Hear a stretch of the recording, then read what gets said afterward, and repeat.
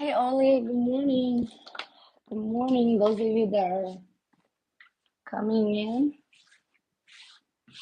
Today, you guys see the title. I just put therapeutic before dawn.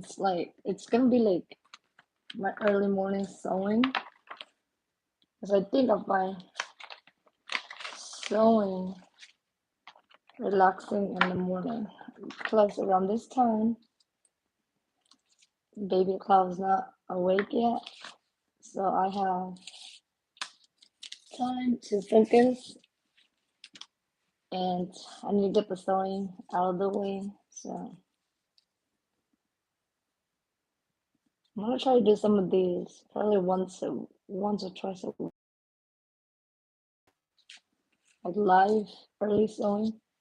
Just sewing either for orders or for myself. So, so today we are gonna sew this baby bloomer, and this is an order, so I need to work on this. So I need to put this one down right here. I'm gonna wait. Hey Ashley, good morning. Hey Jill, good morning. So I'm wearing Liz t-shirt this morning because it just speaks for today.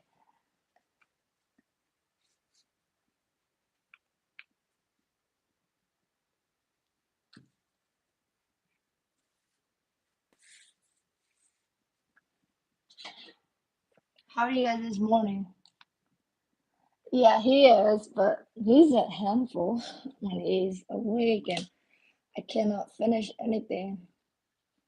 So now I'm gonna try to do these like early sewing, like probably earlier. I think probably 3 a.m. will be best. I'm gonna try to be in bed like super early so I can wake up at 3 a.m.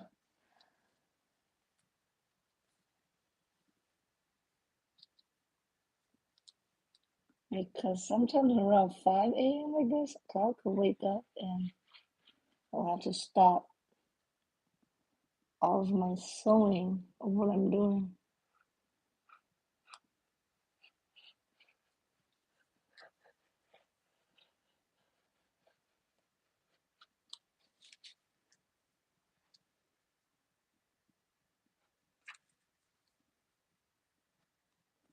So I do want to plan to sew some clothes for myself. So I'll use, if I don't have order, I will use this like early morning to relax and just do therapeutic sewing. Just for myself without worrying about, fulfilling order.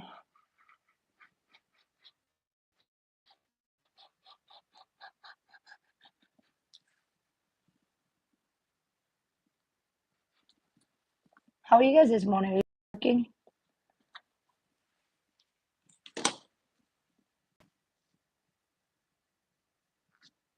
Yeah, so Jill, this one is from Amazon. They are expensive. This one alone is $20. $20 for this weight. Um, but I make I make my own like this with the washer, but it's not too heavy. It's not as heavy as that one. So I like the black one more than my little donut because they are not as heavy. So this one is perfect.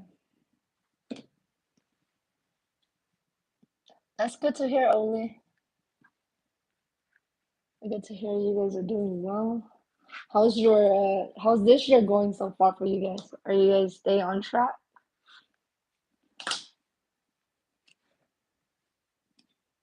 I mean, I feel off track a little bit, but I am getting contract again now. I think I should.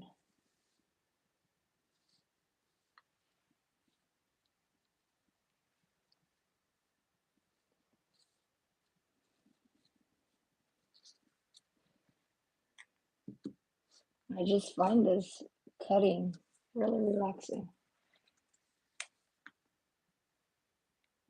Let me move this over so you guys can see.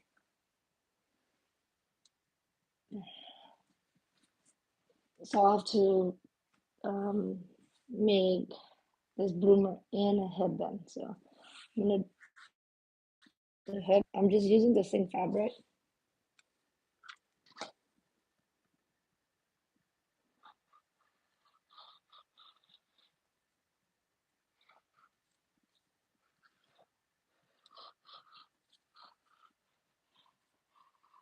I'm gonna double check if I cut the right size, just in case. I like to double check my thing. Okay, this is the right size.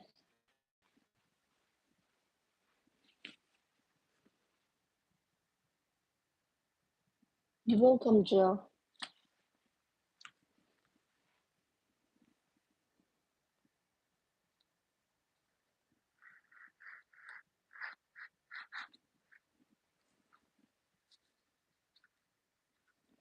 Like I can only afford one. Yeah, yeah. I will probably buy another one because I like these heavyweight.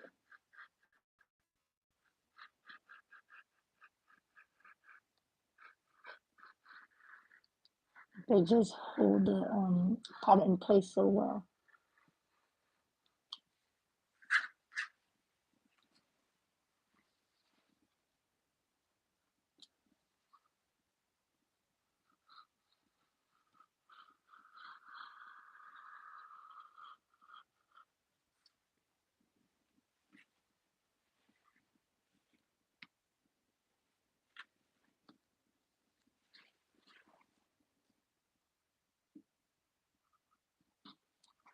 Oh my gosh, you guys! Next week it's already the convention. How many of you guys are going to the Long Beach convention? Um, I'm excited because I'm gonna be getting to see Angela for the first time in person and just go check out all these equipment in the industry.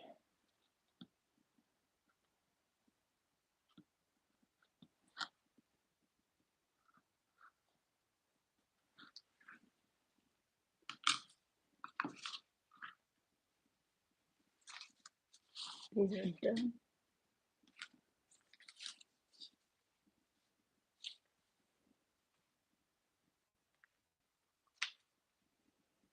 So I think these are previously cut, so let me check if it's the right size. Yes, it is the right size.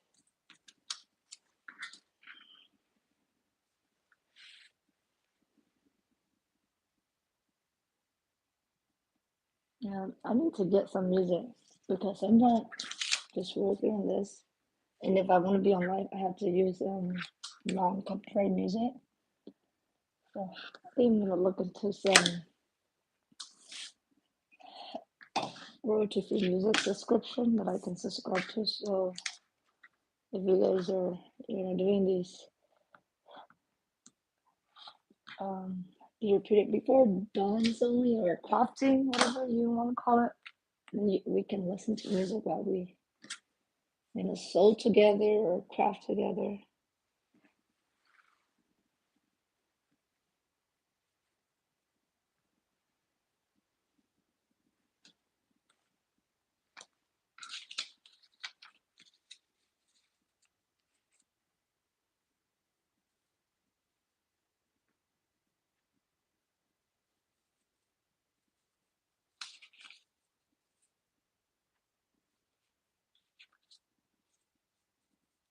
So this piece is smaller, so I cannot use the big one.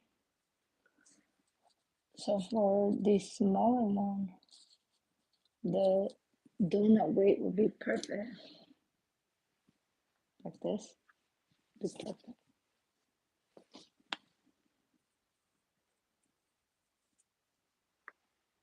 Hey, good morning, Martha. Good morning, Pauline. Morning to you both.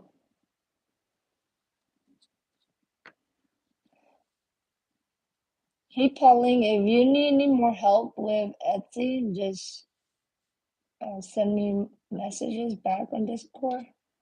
I know I can't answer you like really fast, but if you have questions about Etsy,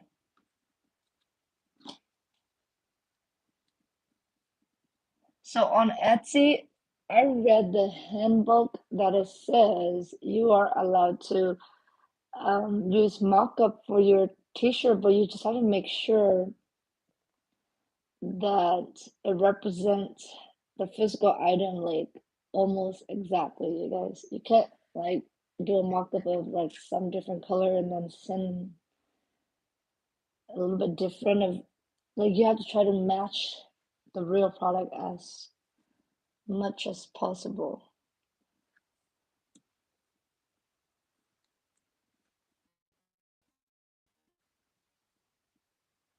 So I do use mock-up and the real sample. I mostly do real sample, but sometimes I need to do mock-up, so I use both on Etsy. And even the mock-ups, they don't do as well as the real one for me, but I have made some stuff from even just the digital mock-up of it.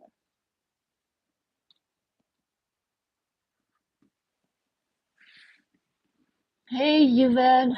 Good morning to you. Good morning, making new dreams come true. Morning. I hope you guys are doing something early this morning and try to, do something relaxing for yourself. So when the days get hectic, so you guys get some of your things already out of the way, so you don't have to worry much. So that's what I'm trying to do this morning. Um, get some things out of the way so I don't stress out too much later in the day. Because I find that usually during the day I don't finish a lot of things because I have to attend to a crowd, and he's so clean. Like he has to be next to me, like holding my leg. So I really can't do much. And if I try to lock him like in the hallway, he's not gonna be happy. So he has to be in here. And in here is a little bit dangerous, and I do realize that now. So I try not to work in here when he's not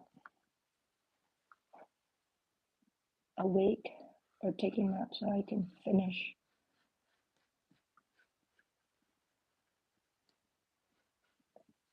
My gosh, it's just so nice without nobody nagging, or I have to go nag them to do work. It's just so relaxing doing this.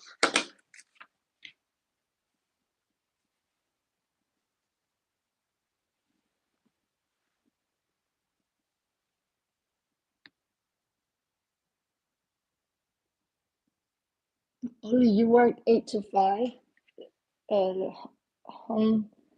Is it what do you do? Does it like if you guys work from home, do you guys do crafting, or do you guys work for a company and you guys are like distant work from the company?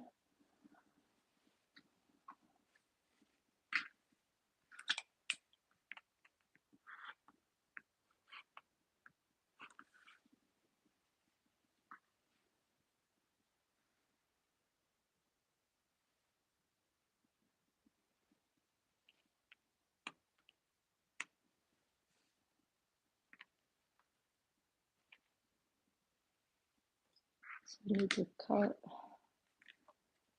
the bow.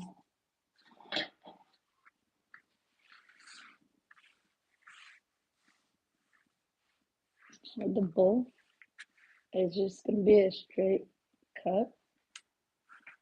It's gonna be 13, 3 by 13. So I have to chop off.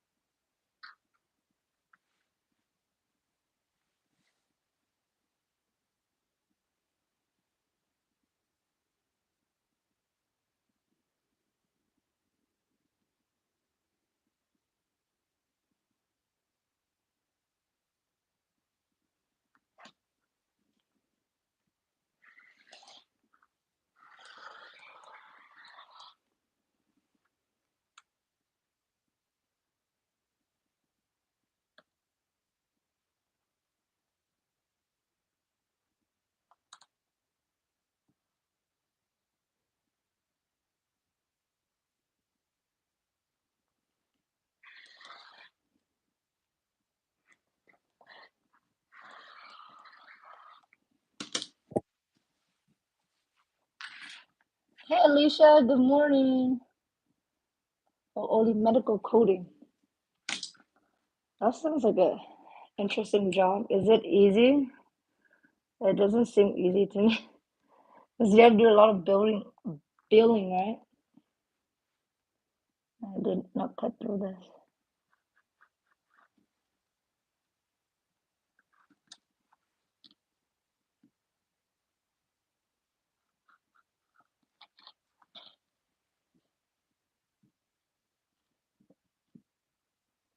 And working from home, do you guys feel like you guys don't get to see people, and sometimes it could be frustrating because working from home, you don't have any coworkers, so sometimes I do feel like I need somebody in the background.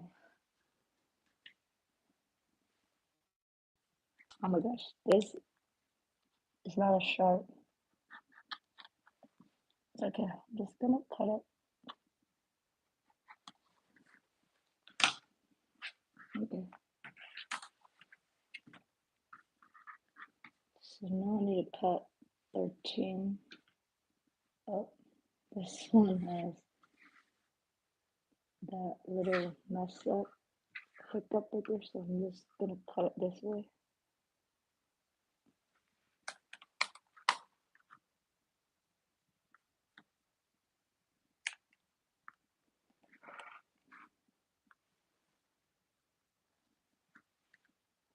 Okay.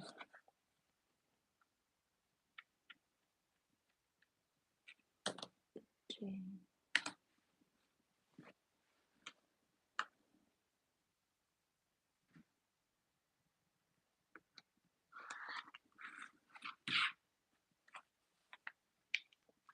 This is for the bow. So the bow is very easy. I'm just gonna sew it like this all the way here, leave this open, and then turn it inside out.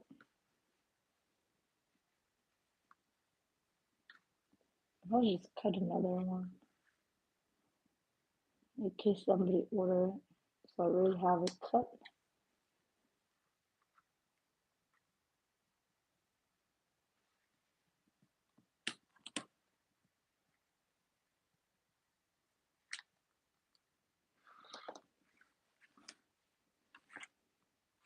I might be able to cut one more.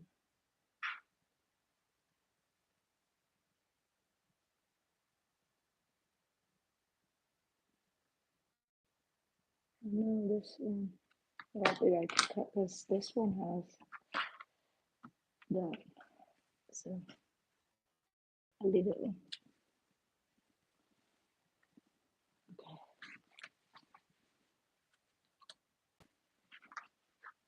So I'm gonna go press these in the back. So we can start sewing. Start a little relaxation sewing. Just serging. I'm gonna use a serger and the straight stitch machine.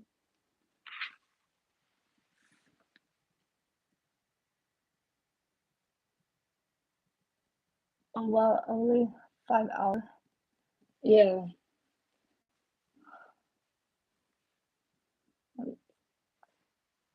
I used when I was doing back in high school.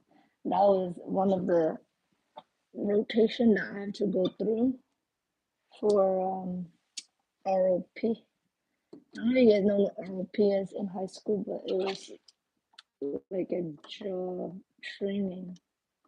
And I chose the medical field, and I had to do that, the medical billing and coding. I mean, I don't think that was for me because all I was doing was filing paper. They didn't let me do anything. I just filed paperwork for them. So I was like, I don't think I enjoyed that.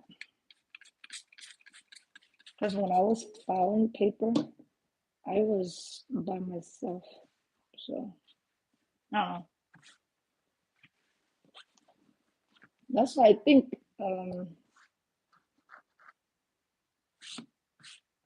I like to teach.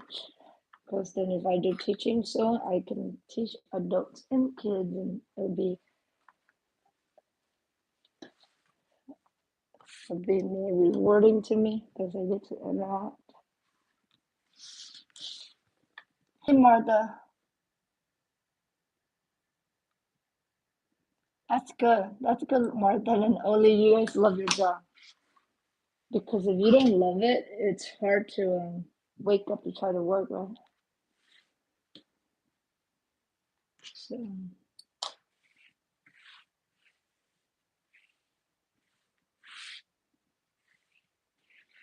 I don't know. I was telling my husband he worked at I don't know how he.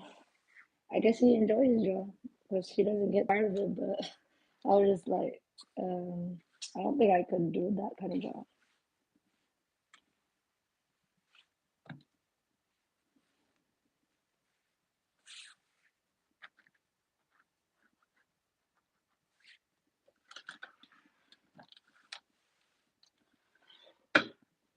I guess this job, sewing from home and doing this is probably gonna be my thing.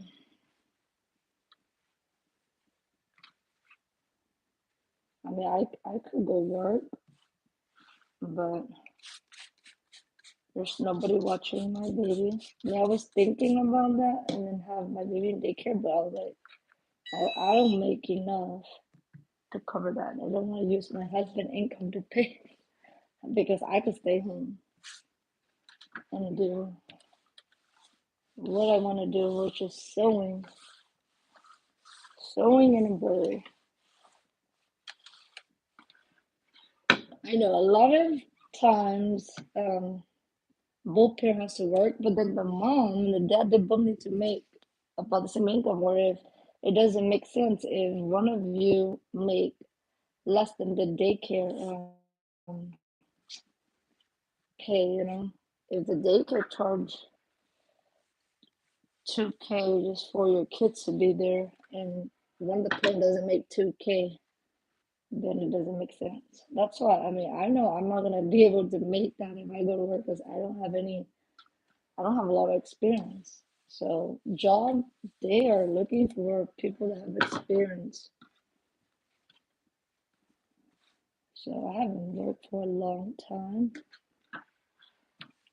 So I just like, I'm gonna create my own job and hire myself.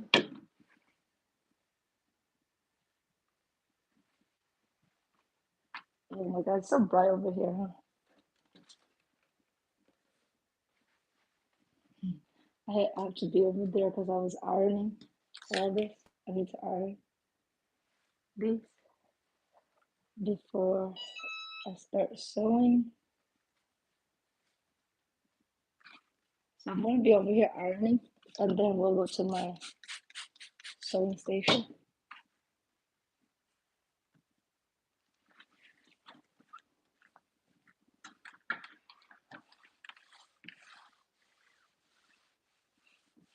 So since you cannot wash this fabric, I just iron it to make it not wrinkle.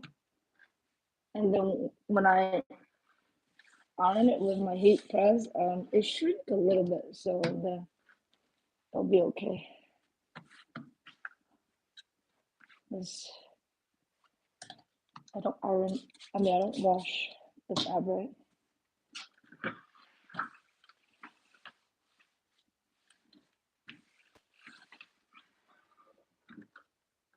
Okay.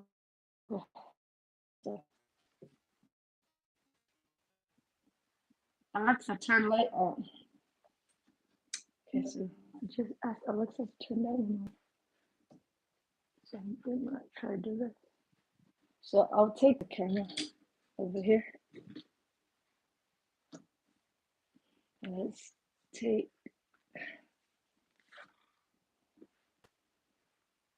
I'm gonna try. It's gonna be from the back like this. You guys probably gonna be watching me. So from the back.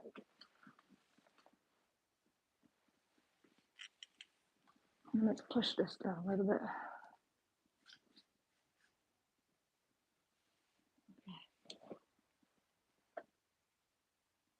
Oh, I see my camera.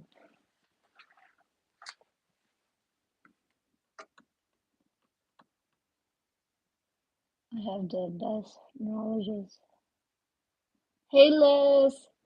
Yep, you guys, if you guys like this shirt, Liz, you can link your shirt. So this shirt says sleep don't make money. So this speaks volume this morning to me. So I got where to be motivated, sis. I just got the 3 orders from Etsy yesterday night. So good way to start this morning. Get the Etsy order out of the way so I can get back to what I was doing.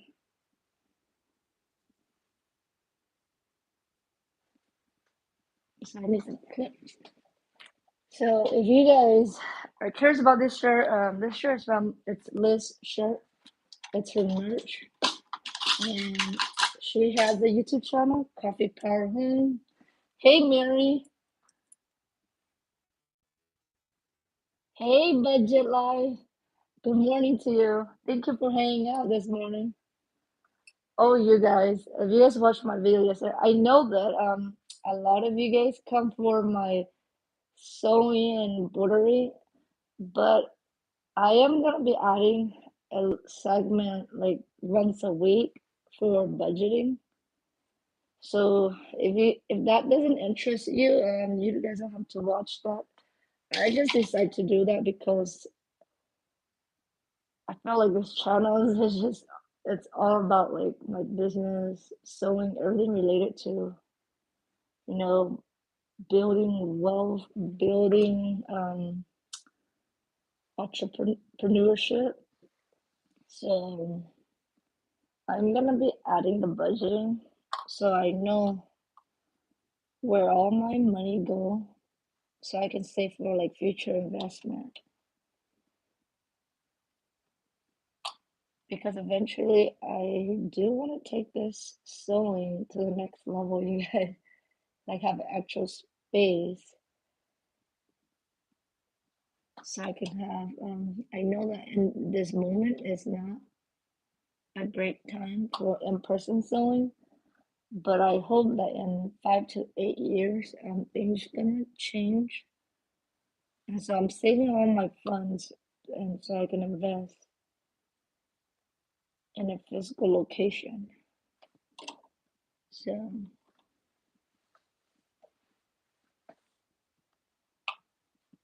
my cloud just messed up. Oh my gosh. Lucky I didn't sew yet because cloud messed up this dial.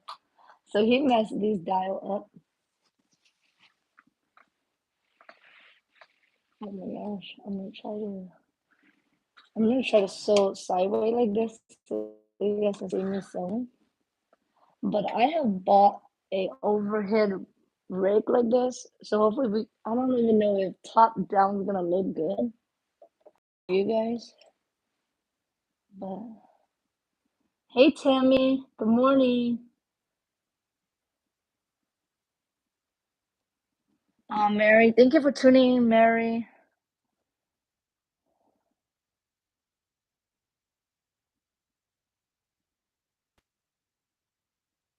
Oncology.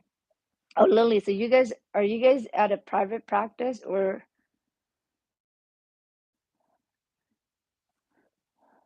it's a okay? Do you guys work at like a private practice office or is that like owned by a corporation?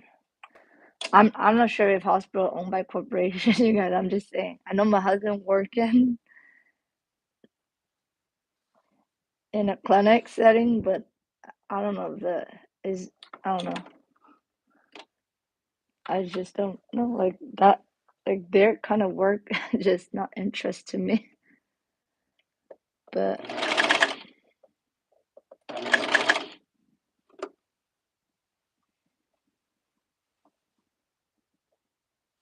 oh, I forgot to turn on my dial. That's why I was cranking.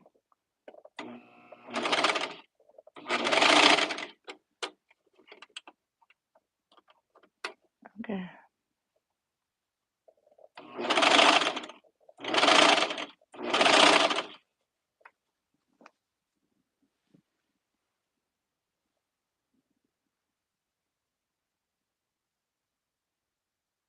Yeah, Alicia, you did well. So you guys, if you guys want to know what the white toner printer is, Alicia did a tutorial yesterday. So if you guys can go check out Alicia's channel. Alicia is a So Crafty teacher here.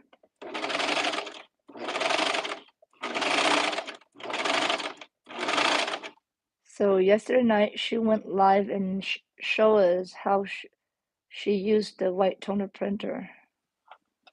If you guys are interested in that, Alicia did a tutorial yesterday, and I think in the future she is gonna do more tutorial on those because she just got that new toy. So that was a new toy.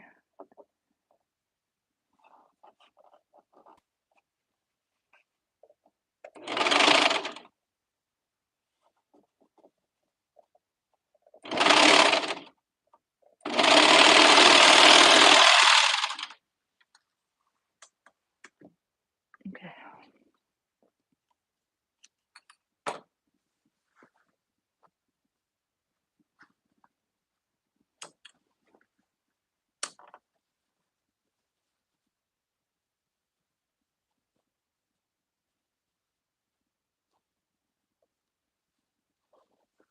I think I gotta go one more because I messed up on the bottom. I'm just gonna go again. The bottom seemed loose.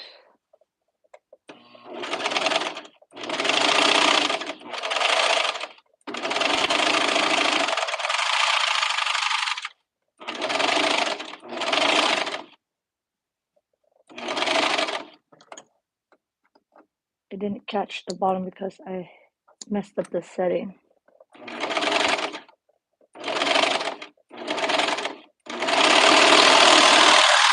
I think this time should be better. Yep, that's better. Okay. So now I'm gonna sew the front with the back crotch like this.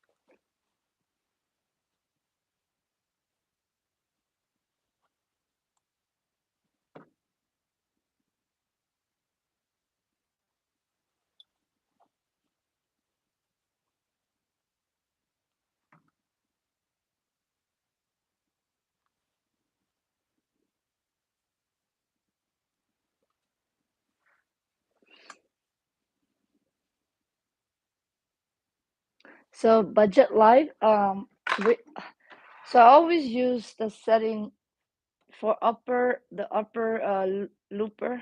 I think this is upper looper and low looper, and then these are the needle. So I just do all four for a 4 thread serging. So you want to be between 3 to 5. So this is like the normal setting. And if you go really high up, it's more like a gather, or the tension would be really tight or loose. I think down is tight, and then if you go up, it's loose. So I would only use the higher tension when I'm trying to do something that is gathering. So we will do video soon. I was thinking next month I will do a series on how to use your serger, and we're gonna build a reference book. So I'll do a serger and then I'll go to cover stitch, because next month, either next month or March, I want to start sewing clothing for myself. So if you guys want to do that, we can start sewing clothes. And I really want to do like a raglan sleeve shirt for myself, and then for my husband, or t-shirt. You you can actually sew t-shirt with. I mean, it'll be best if you have a cover stitch if you want to do like those raglan sleeve shirt or t-shirt, because you need the cover stitch to do the hem. If you don't, then you have to use the twin needle to replicate it on your regular sewing machine. But I want to start making those and even sublimating on them. I'm gonna use like 100% polyester to do the white part, and then I will have like some kind of pretty fabric for the arm for the raglan sleeve, and so I can sublimate a cute image on it. That's that's one thing I want to do. So if you guys want to make raglan sleeve, look forward to that. But we're gonna go through all the basic stuff of this machine and the cover stitch. I think I will be using. Um, I want to try to bring out the other brother cover stitch, because I know most people have that one instead of the ovation. But I am gonna use my ovation. But when we do the reference, um, when we build reference book, I will be testing on the brother cover stitch, because I know most people have the brother cover stitch.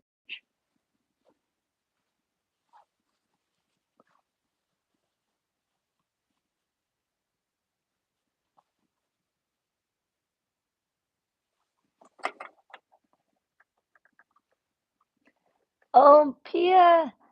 I mean, not Pia. Pia's not here. It's Sophia. So, Sophia, good morning. I thought it was when I see the name Pia Pumpkin, I thought it was my other friend Pia. Okay, it's Sophia. So Sophia is also my friend, you guys.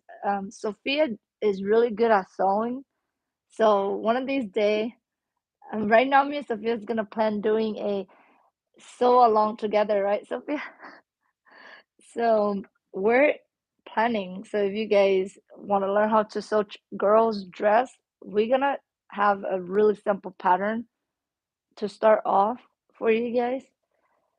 I think I might ask Sophia something that does not require a button or a zipper. I was thinking of something with the elastic back, Sophia, so we can talk more about it. Because with the elastic back, people could just pull it over. They don't have to work with zippers. So look forward to that, you guys, because if you guys want to do girls' dress, even sewing for your own grandkids or your kid.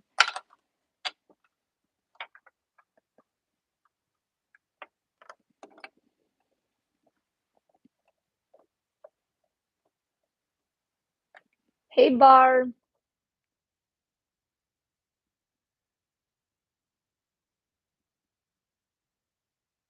Oh, Budget Life, that'll be awesome. Budget Life, what's your name? What is your name? So I can call you by your name, so I can stop saying the Budget Life.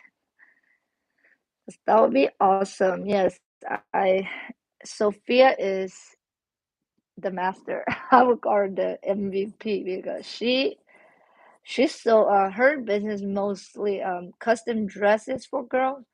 So she may be the person, the expert at sewing. I feel like I'm not an advanced yet, but I feel like I'm intermediate kind of. But I can pick up pretty quick because I think I've been sewing for 3 years now, but it's like off and on, so I probably not that great, but I think I'm okay. But yeah, no, Sophia, I'm gonna have Sophia as a guest instructor to help me teach you guys on live. So when you're ready, we're still talking about it because schedule, okay? Because Sophia can only do from 8 to 12.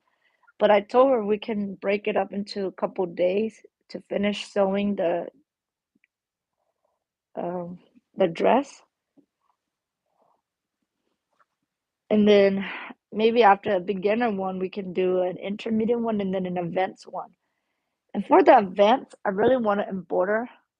I saw Sophia did an Anna dress that she embroidered some really nice motif that resembled the Anna dress.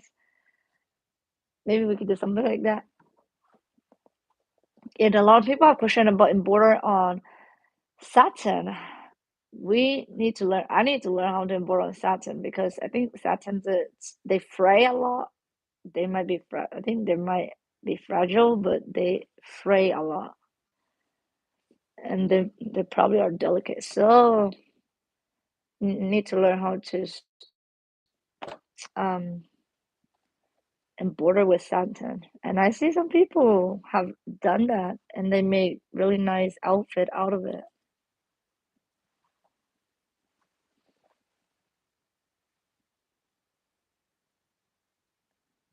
Okay, budget line, Mary Alice. Okay, I think you told me last time, but I forgot.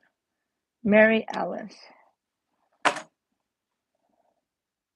Hey, Felicia. Good morning to you.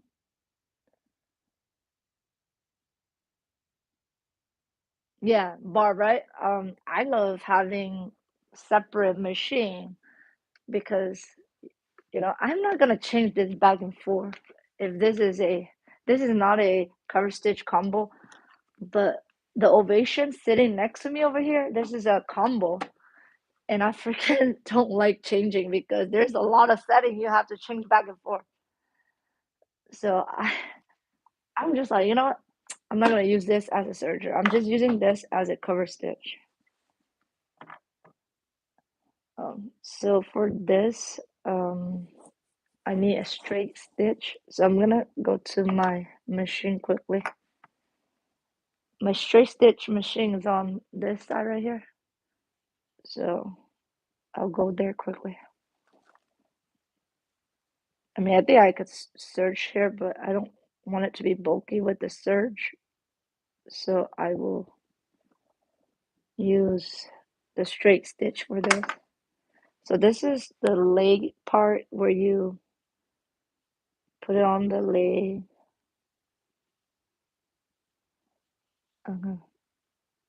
It's the right way. So I have seen, I don't know if the lady is here. I forgot her name. I think her name might be Yvette or Yvette. Um, I was on her TikTok, and when she make these bloomers, she don't even because this pattern call for this, but I love how she do it. Um, she just add the elastic here and then serge it, or how does she do it? I probably have to go back and watch. But there's numerous way for you to finish like the opening of this. But this I just follow the instruction of the pattern, and the pattern have this lay casing, like interfacing, that you have to create a channel on the lay to insert the elastic through. but I think Yvette do it differently. I might try her method one of these days because I just don't like doing this interface. I mean, this is fine. I just don't like it too much. And then I have done the sing binding. I like the sing binding way more, but I feel like the way that Yvette show on her TikTok was way easier and faster. But I will learn that after I learn this. There's just a couple ways to finish. So I'm gonna be over here trying to. You guys probably not gonna see me too well, but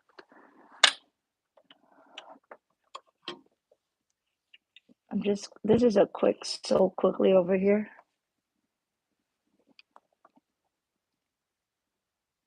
Oh, thank you, Martha, for coming. You take care and have a great day at work. Sam. So Sam Malia Stitches is here. Sam is also an Etsy shop owner in an embroidery shop. If you guys check out her channel, she gives out a lot of tips and tutorial. I love her work. I like watching her when she do her Etsy order because that's inspiring and motivating when I'm trying to work. So you guys, if you guys check out Sam Malia Stitches,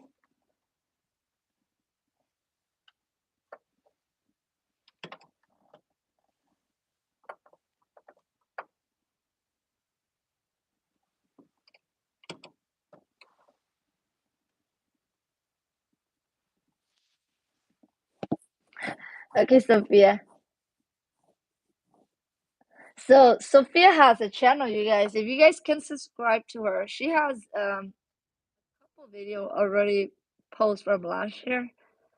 But I am trying to get Sophia to join the community and do sewing tutorial because she is the MVP of sewing. She sew beautiful dress. Also follow Sophia on Instagram. I think her YouTube screen is the same as her Instagram. You guys want to see all the beautiful clothes that she sew on her Instagram.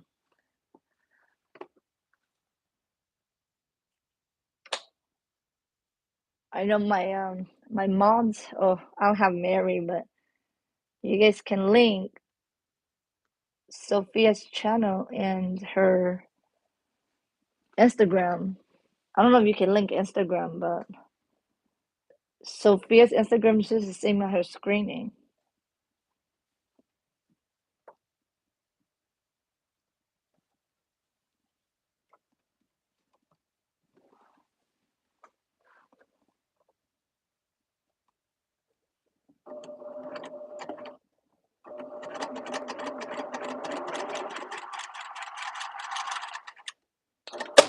So I cannot wait because I'm bought a bunch of equipment for live sewing. So cannot wait for us to try that, you guys. I'm gonna do an unboxing this Friday because I'm waiting for my camera. Oh my gosh, and I'm excited next week too. So after next week, I get after the Impression Expo, I get that over with. I will talk to Sophia again, right, Sophia, and then we will link up and plan the sew along. And I think by the time I should be able to set up my equipment. I'm hoping to set up the equipment because everything will be here probably by this weekend, so I can test and see and um, set everything up.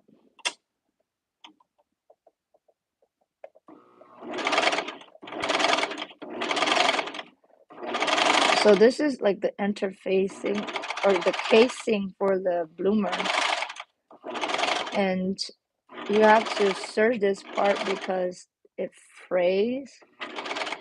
So this is why I don't like this interfacing, but you know, it's okay that none of the customer has said anything about it because I already serge it so it doesn't fray too much. I serge it twice because one time it's still fray. So that's why I like the other method where I don't like to make my own seam binding. It takes a little bit of time.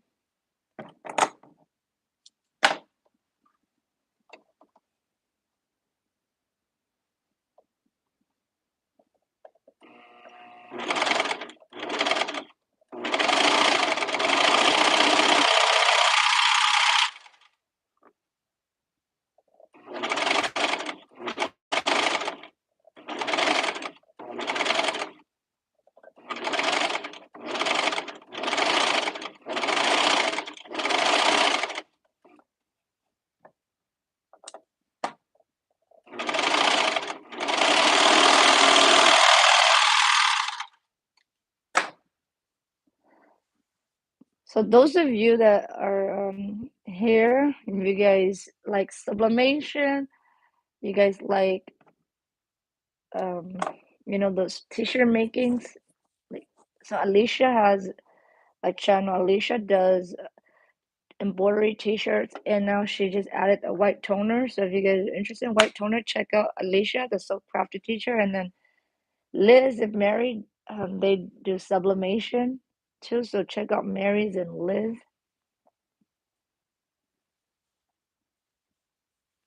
for sublimation. If you guys, I think they are more of the expert on those because they do a lot of it.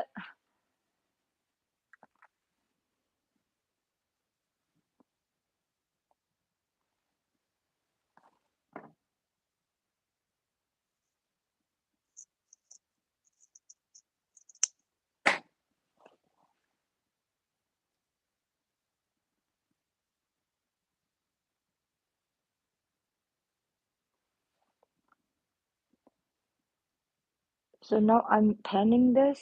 I know you guys probably cannot really see me pen this, but this is the leg opening, so you need to pen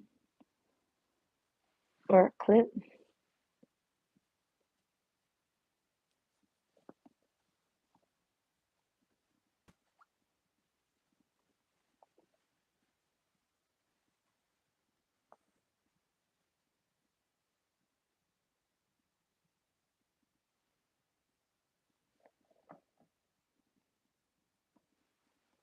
Hey Naro, I'm working on the a baby bloomer. This is an order that came in yesterday, so I'm just getting out the way so I can embroider later today. I'm just not think about the sewing, so I want to use this relaxing time to relax and just slowly work my way through this sewing project right here. So that's why I call this therapeutic, crafting before dawn, because before the sunrise, clouds not awake and I can relax. Like nobody's awake, so I can relax and get some work done. Let me finish this stuff before I serge that.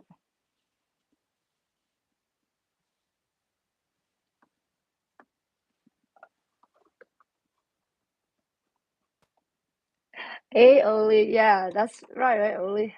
See all of the OGs here and all the new faces too. So Mary Alice, it's a new face, and my friend Sophia is also new here. I mean, she already been following me since last year, but you guys haven't seen her, so I'm glad she's able to catch my live this morning.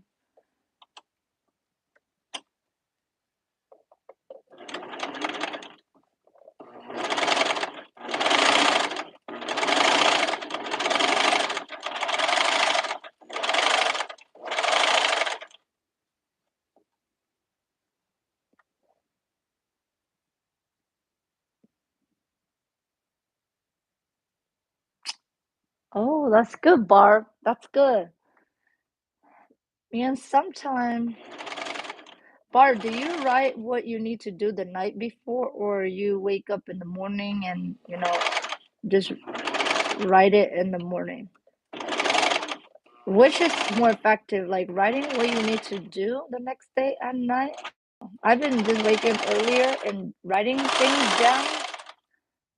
I don't think that's effective. I probably have to write the night before. So when I wake up, I can, relax and not like say, hey, what do I have to do this morning? What do you guys do? Like write. So Sophia's channel is Pia Pumpkin Studio. Pia Pumpkin Studio. You scroll a little bit back up. She was commenting. So I think she went to make coffee. And Bart, are you drinking tea this morning with your breakfast? Oh my gosh, I need to go make my tea in a little bit. But I don't eat my breakfast till like 9. So I don't eat anything. I probably just drink right now, but I don't eat until 9 a.m.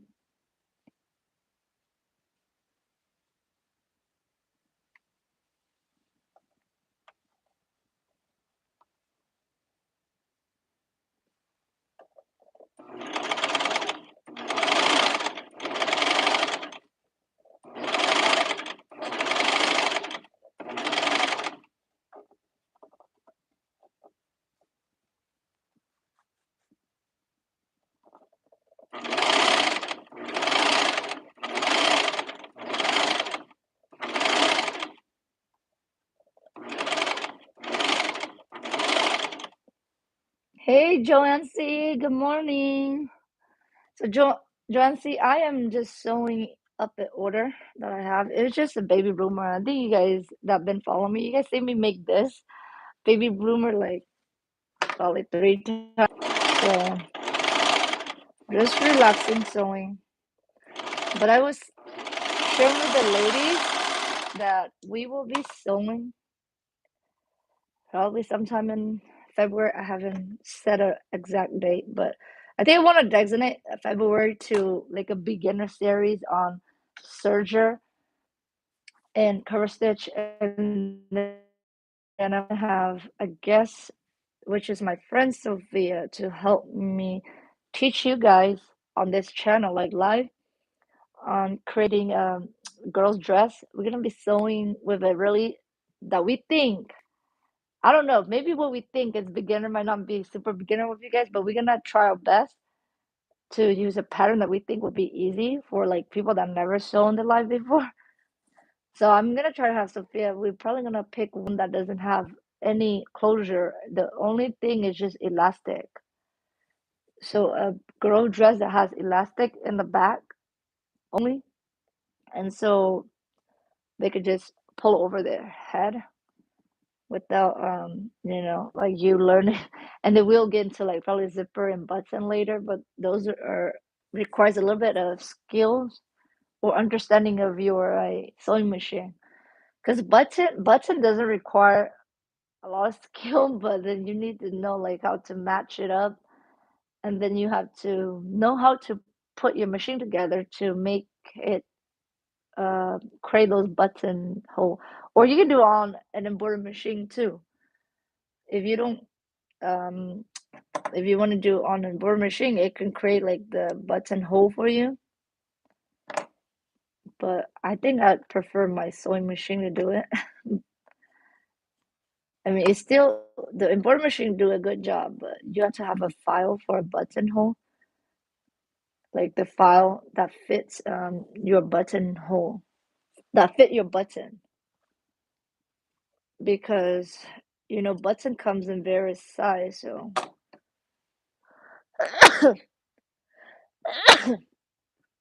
excuse me.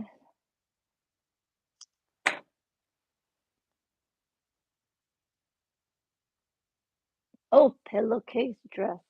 Oh yes, yeah, yeah. That's a nice idea. The pillowcase dress. Um, we would do. Okay, we can do pillowcase dress. And if you guys want to embroider on it, You guys can. I see people embroider like a cute character at the edge of like the bottom of the skirt. We're probably gonna keep it simple, but I will make some sample for you guys to see like how people would do embroidery on it. That'll probably just be like a video that I gonna put up together. So before we do it, I will make some sample and I will do some with embroidery and some without, so you guys can see how it look with embroidery on it, and then without, and then we'll do the tutorial. That's a neat idea, Sophia. That's a good idea. And then we can move on to like something else, um, like a little bit more sophisticated dress. Sophia, I probably need your help. The only thing I have issue with the pillowcase is the arm. Like, I don't know how you finish the arm. Do you put thing binding or I'm not sure. I forgot for a while because I made some when I started sewing. I already forgot the how to finish off the armpit.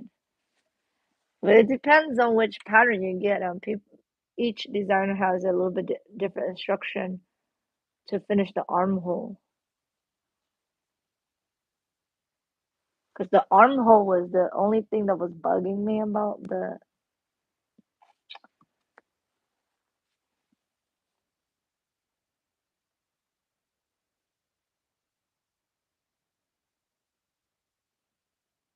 Oh, yeah, bias tape. Okay, yeah, that's what I was thinking. I think people either use bias tape or they just fold it back or use a interface. Well, I thought they some people like I see they fold it back like this, but I don't think I don't know. We'll see because I don't remember which way I was sewing the armhole. The armhole was the only thing that bugs me because I don't really use seam bindings a lot, so I need to learn to create them. You guys can create your own seam binding, and it'll be much better if you create your own because you can have um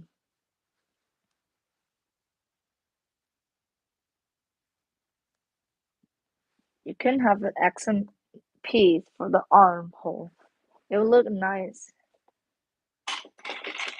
And you guys, I would also suggest, I mean, just the beginner, you guys can pick whatever you guys want, but later on, if you guys want your dress to really stand out, really go together, try to pick a fabric combinations that go well together because it will make your dress, you know,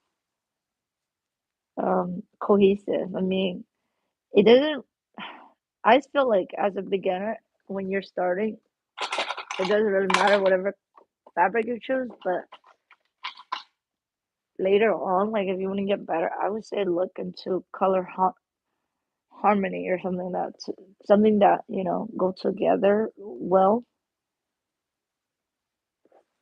So studying like the color wheels and color theories will really help with that.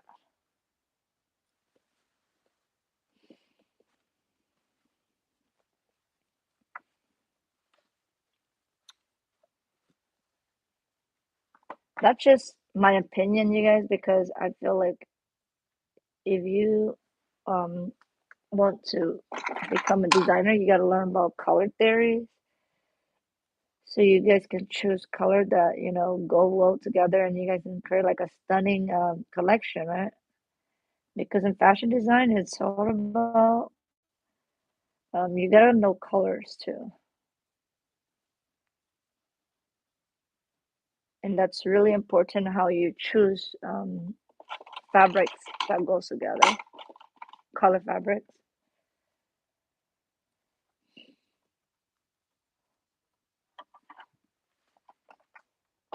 Put this over here.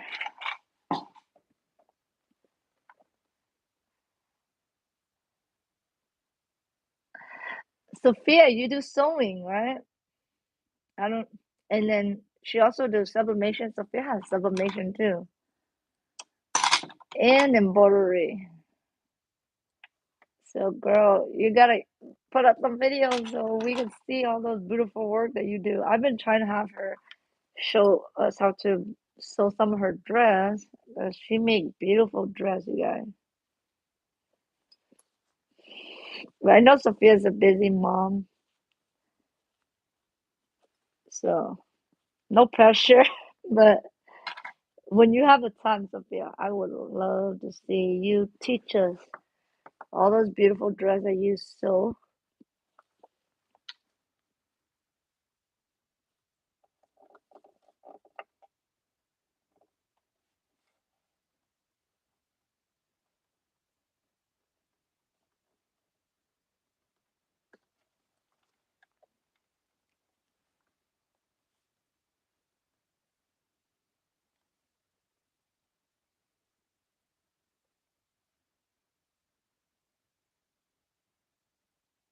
Oh, okay, narrow, yeah.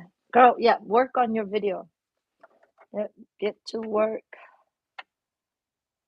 Yeah, today is Thursday. It's supposed to be my teaching, tutorial teaching, but I think since I'm live right now, I will film a video quickly after this. It's gonna be, I was thinking something about Etsy or umbrellas. So I'm not sure yet. I think it might be more Etsy because I know a lot of people have questions about Etsy, and some people have been messaging me about Etsy stuff. So I think I will um put together like just a quick tutorial, something about Etsy, because I was gonna have tutorial Tuesday just um probably this month, the end of this month to next month. Tutorial Tuesday is probably gonna be covering on Etsy and umbrellas. I kind of think that would be beneficial to those of you that want to do Etsy and want to learn about umbrella essential. Like I'll just show you guys the easy, quick way to work around umbrella essentials so you guys can get like your design up and going and bordering it. And I'll also show how you guys can make like a custom design from elements that you guys buy on Etsy to make your design unique.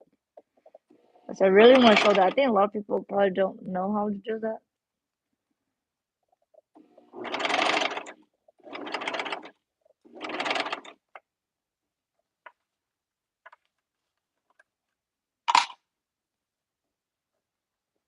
Hey Naro, thank you for linking Sophia's channel. So you guys go subscribe to Sophia. She's my sewing buddy here. And she sew beautiful dresses, you guys. Check out her channel. Hopefully she will make some video for us.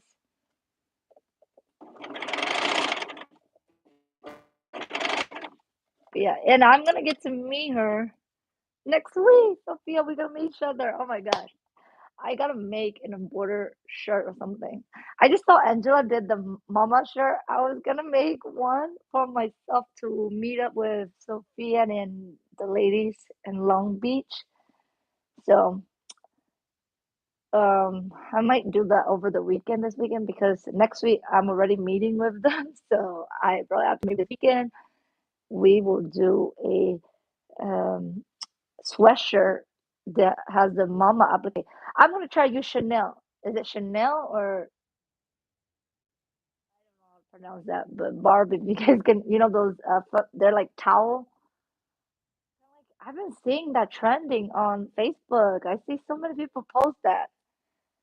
So I'm gonna try one myself. Use the, you know, is it terry cloth? They call it like Chanel. Chanel. I don't know if it's Chanel or something that. Yeah, yeah, that's right, Bernadette. But I don't know how to pronounce it. I don't know if it's Chanel or I don't know if I'm saying it right. But yeah, I'm gonna use that. Um, with embroidery vinyl. So I'm gonna try to use the varsity font that I got from Etsy. So it's gonna have an underlay, and the underlay I'm gonna use glitter vinyl, the glitter embroidered vinyl, and then on top of it, I'm gonna put the Chanel on it. So it'll be a little bit puff. It's like puff wording. So, and I'm gonna curve the text. I'm gonna show you guys how to make the text and curve it in brilliance, and then we can embroider it on. So I'm gonna wear that next week because it's still a little bit chilly in California. So I'll just wear that. Meet up the ladies at Long Beach. We're gonna meet up. Oh my god, it's gonna be like my first meetup with some of you guys that are going to the convention.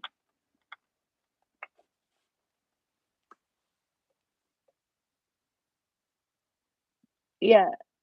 Chanel is like the fabric, right? I think they're terry cloth. Kind of like terry cloth, but they're a little bit softer than terry cloth. Good morning, Yamiran. Good morning. I don't Yeah, barb. It's the fabric. It's a fabric that is a little bit fluffy. Chanel. Chanel. Well, I keep saying Chanel. It's Chanel. Chanel. Okay.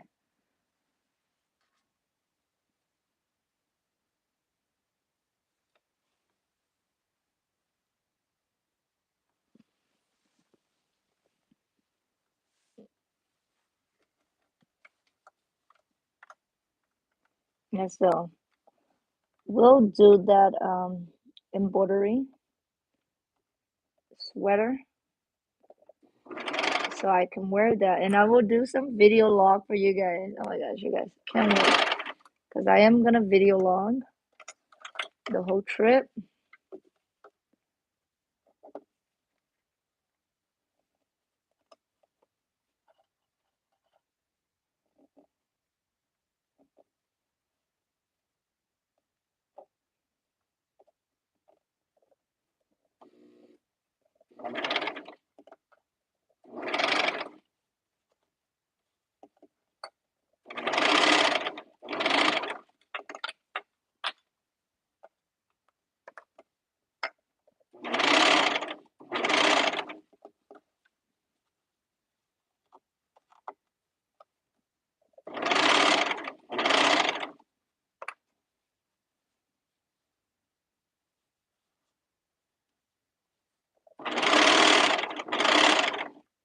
I don't think they let us do live. I don't know. I don't know if they let. I'm gonna check again. I thought they said no camera on the floor, so I don't know if I can. Probably can't do live at the convention.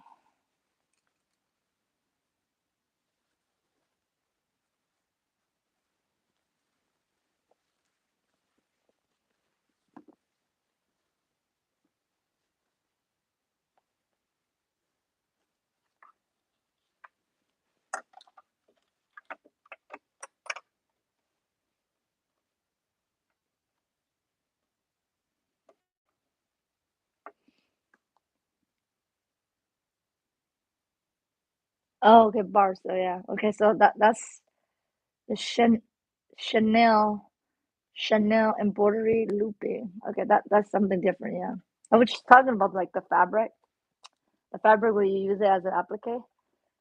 So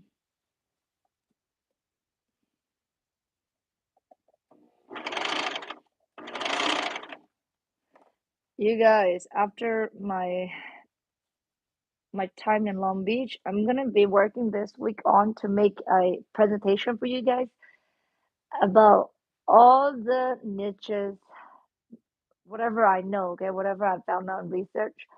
I'm gonna do a presentation on it because I know a lot of people don't know what kind of things you guys can sell for embroidery. So I'm gonna touch on all of the. I know Angela did a video about it, like if, but her video is, is embroidery profitable? Yes, definitely, embroidery is profitable, but you have to find the niche within embroidery market because there's so many niches. And like Angela said, cap is a really good one and the cost is low, but there's so many other idea, you guys. You guys probably don't even notice that is making money or even way better money than t-shirt. Embroidered t-shirt. I don't even know why we do embroidered t-shirt, but I guess we like the joy of it and we like seeing like the cute things on the t-shirt. But there's so many other niches, or I'm not gonna, it's not niches, niches. I don't know why I keep saying niche, but I think it's pronounced niche. So there's so many niche within the embroidery market. So I'm gonna try to, you know, talk about as many as I can on the presentation. And then I'm gonna be showing you guys sales summarize of how you guys can do market research on Etsy to see if it's a, good niche to be on Etsy. So we will look into that. I think that would be an interesting one because I freaking did not know there was a million things out there that you can do for embroidery that you can sell on Etsy other than t-shirt. And then we also look at the t-shirt and see how saturated is it, using sales summarize. So sales summarize can show you all your competition. It will show you, how saturated, how high is the competition with, you know, birthday and border shirt because I know a lot of us do. A lot of us get inspired that from Angela, so a lot of us do that because we don't know about other niche. But that's the whole point of the presentation I'm gonna be doing for you guys. So just to give you guys enlightenment, so you guys can, think outside the box and see that hey, there's potential to start embroidery, and you don't have to be in the t-shirt niche.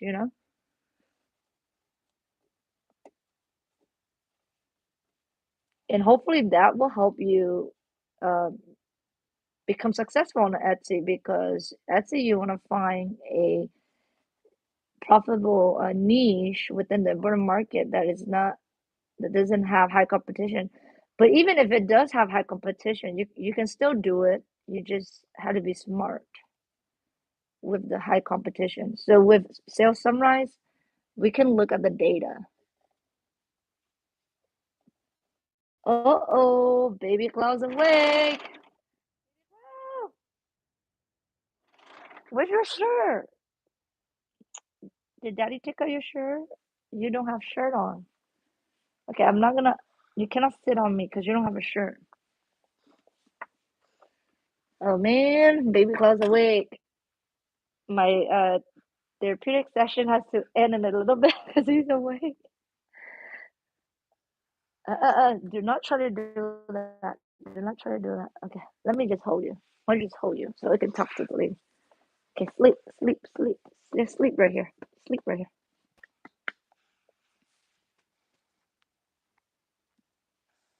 Right, Oli? Okay, we can start. We can start a little bit on that topic now. If you guys can list um other niche within the embroidery market that do well. Oh my gosh, I have some ideas, but I don't want to give everything away until that presentation. But man, if you guys research on Etsy, OMG, you guys, there's some random things that I didn't even thought of. I don't know, man, but it was just mind blowing. Like even when Angela did that video last week, it's not even last week, it was Monday. Monday that she did the video, man, like I was just blown away and all all I thought of was just t-shirt when I do started this because I got all my inspiration from Angela, like because I didn't know what other things to do. But since going into the business, this whole year, I kind of knew how to do a little bit of market research. Kind of. I don't think I'm an expert yet, but I think I kind of do now that I watch a lot of video on sales summarize, how to use sales summarize. You can use e-ring sales summarize or marmalade. to help you gauge the competition on Etsy and what kind of keyword you need to use to help, get your listing found by shopper that actually want your items. And then I think sales summarize. The thing different. I don't know about earring normally because I don't have them. I have affiliation with Sales Summarize, and I know I have not been doing any video on it for those of you that are starting Etsy. But now, and I want to do like a segment just for Etsy and using Sales Summarize for you guys to show you guys how it works. Um, yeah, so we will look at Sales Summarize.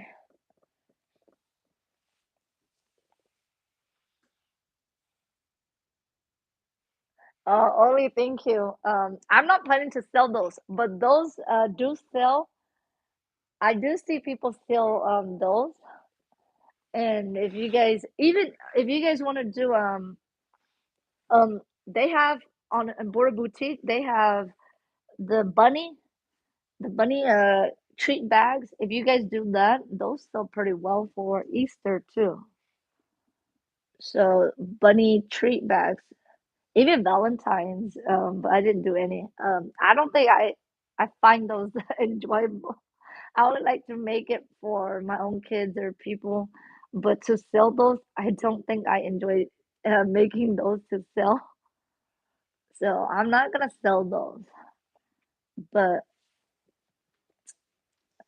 if you guys need, like, you guys don't have t-shirt, you guys can just go and buy those cheap.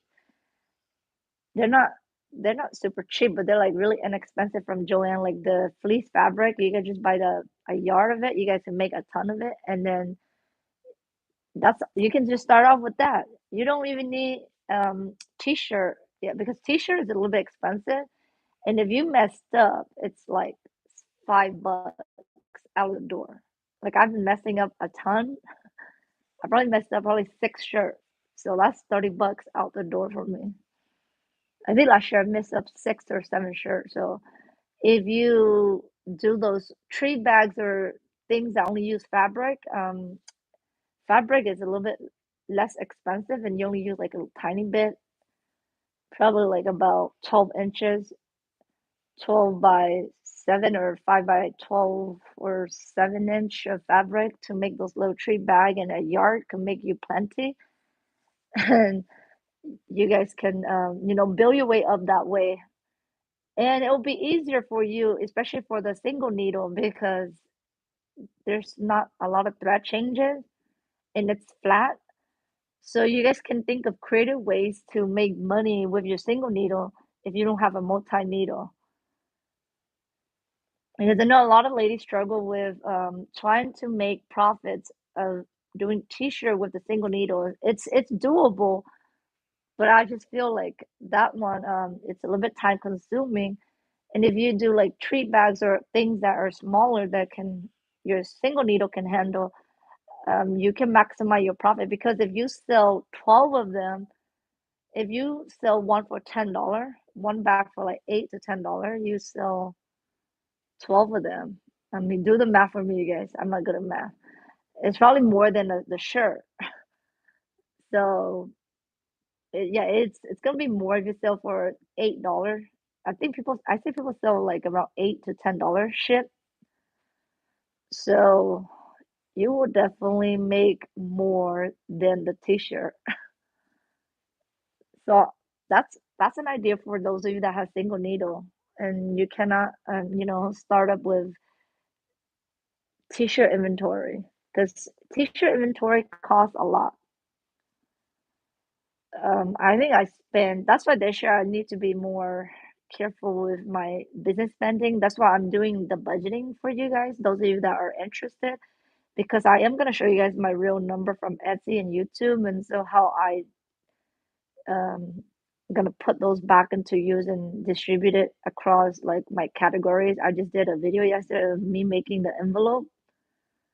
So um it's gonna be personal and a little bit of business.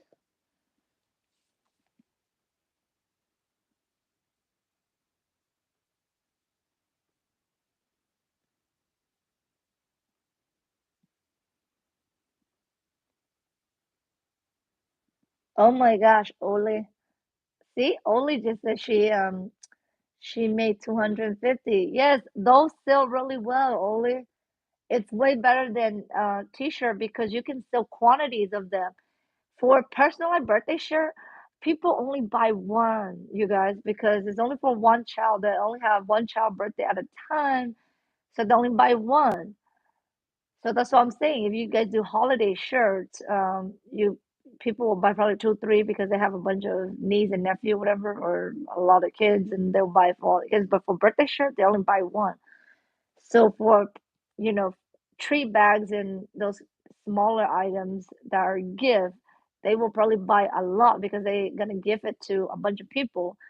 So you'll get more quantity and they take less time. So it's all about efficiency, um, making something that's simpler on you so you can maximize the profits. But if you enjoy t-shirt, I understand that because I do, and even I know that I still do because I already invest a whole year on the t-shirt, so I still gonna keep a lot of my t-shirt design. So I can't completely get rid of it, but I will add some things like, I probably don't want to do tree bag, but I'm gonna probably add my Filty because I started with Filty and I realized, hey, I still got all these inventory of Filties. I'm even gonna go back and put them up on Etsy because with those little things, you guys can sell multiples of it and the money will add up more than the t-shirt. So that's just an idea to think of about you guys. What did Yamir said? Personal unique is that what I love about vinyl. Yeah, Yamir, yes. Yes, that's why I know that even doing the birthday shirt doesn't the profit I don't know. I can only speak for myself. Maybe some people made tons of money and they probably get tons of sales, but for me, I only use Etsy, so I just feel like I need to expand a little bit more.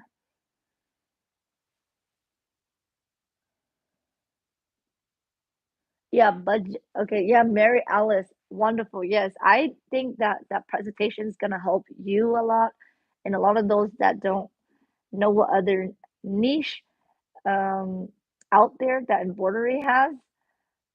Man, you like even Angela was talking about it on Monday. I kind of knew a bunch of the things that she talked about, like a lot of the niche that she shared. But I will go a little bit in depth for you guys and show pictures with the presentation, and then we'll do a market research on we'll do an Etsy market research. This is only mainly for Etsy because the sales summary is for Etsy for those of you that want to sell on Etsy.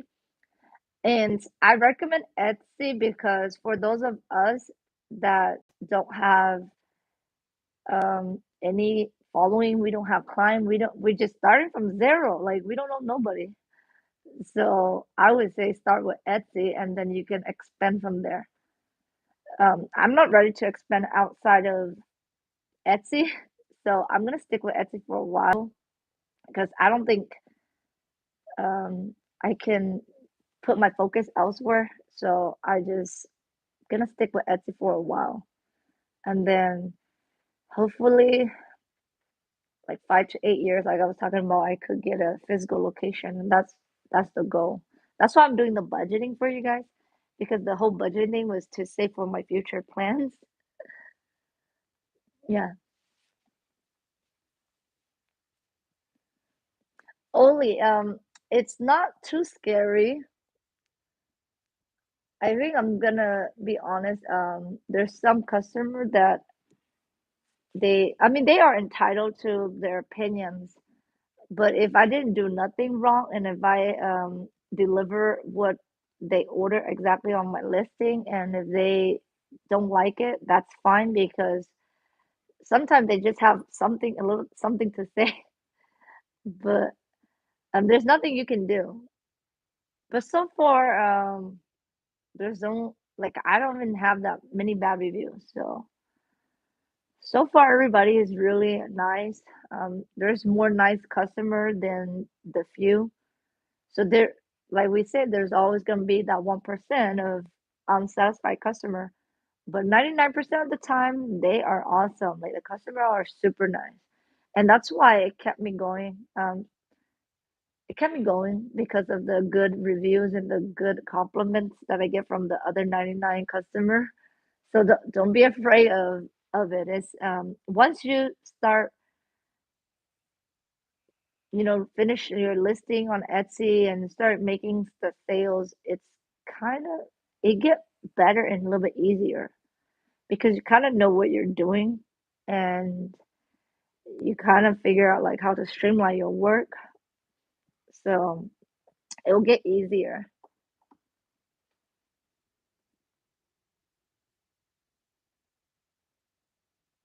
Yeah, Etsy side more with the customer though. But usually the customer will not do anything. They just have a little bit something to say, but they know what they order exactly. But sometimes they just have something to say, and that's fine as long as they don't request for a refund, whatever. Because I have a customer, she just didn't like how big of a design I have, and I was like, "There's nothing I can do because that's how the standard design is that I use for the baby onesie." But she was just saying the onesie, the design was too big for the onesie, and that's her preference, and she didn't like that. So she cannot give me a 5 star. And I was like, okay, that's fine. Like, there's nothing I can do about that because she just didn't like how big is it. So there's those little things that people will say, but I didn't mess up anything, so she really can't make any claim for a refund, whatever, because it wasn't anything done on my part. It was just that she didn't like the how big is it. Yeah, so those are just small little things that you will encounter on Etsy, but other than that, it's been great, you guys. It's a great platform to make money when you don't know nobody and you don't want to go advertise yourself out there locally. So I would say Etsy is a good way to work from home, be your own boss.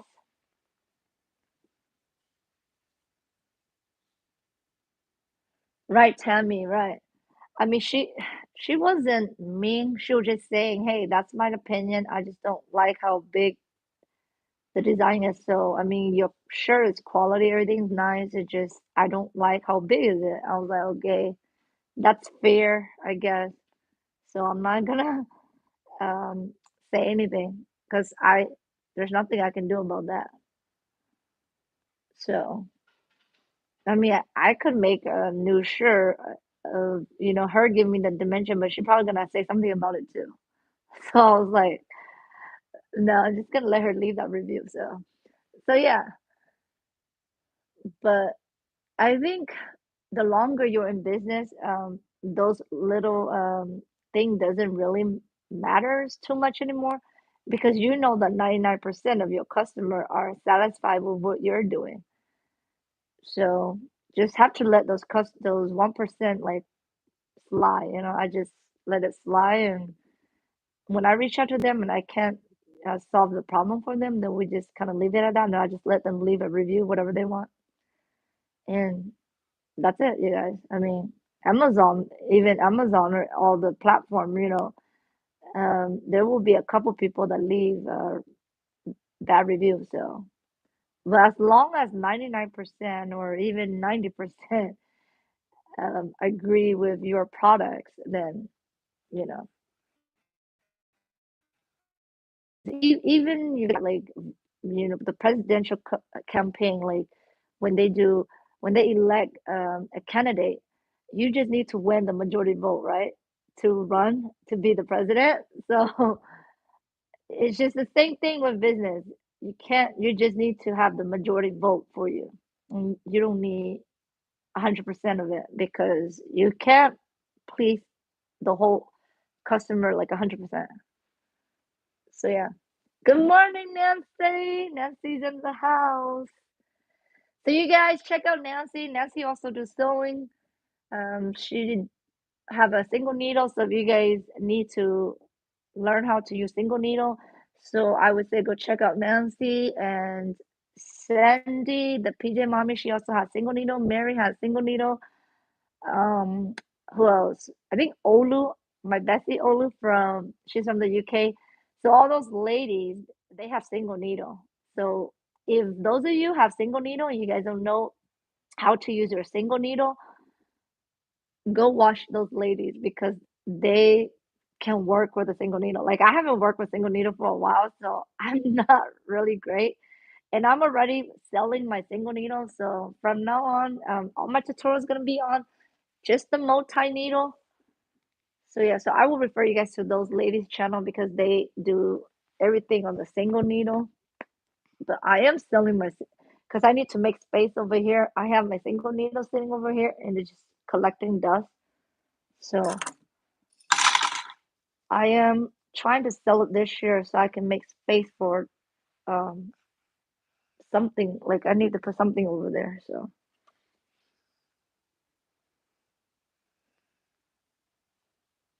yeah, thank you now for linking the ladies' channel.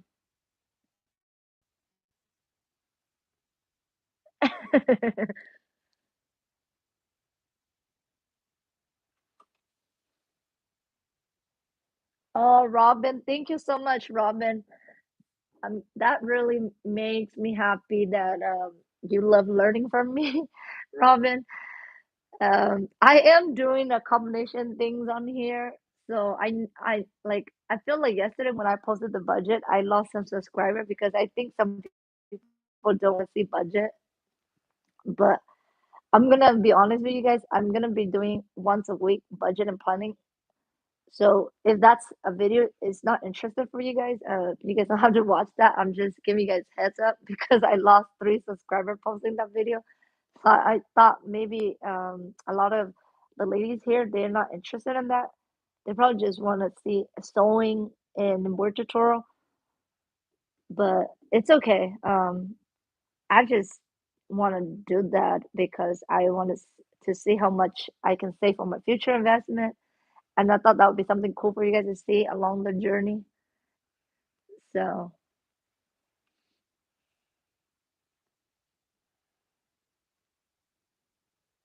yeah, I can too. Like, I'm hoping in 5 years you guys can see how much I save for that investment.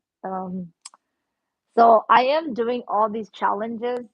Like, there's like these 52-week challenge that I'm gonna be setting money aside, and then I'm gonna do the envelope challenge that I showed you guys last time.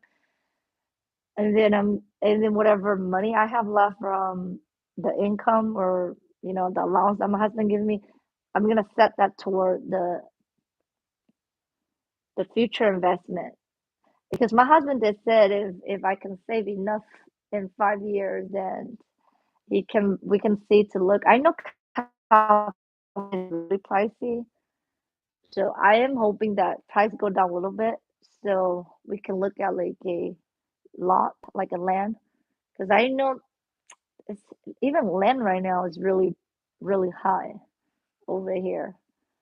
So I need to save a bit. Hey Zendin. Oh my gosh. Thank you for coming. I know you left me a really sweet comment and I appreciate that. In Singapore, Southeast Asia. Wow. I was born in Southeast Asia too. I'm was born in Thailand. So I love Southeast Asian too. So I need to go visit. So that's also on one of my bucket lists to visit Southeast Asia. Hey, good morning, Paula from Arizona. Good morning. Thank you for joining us this morning.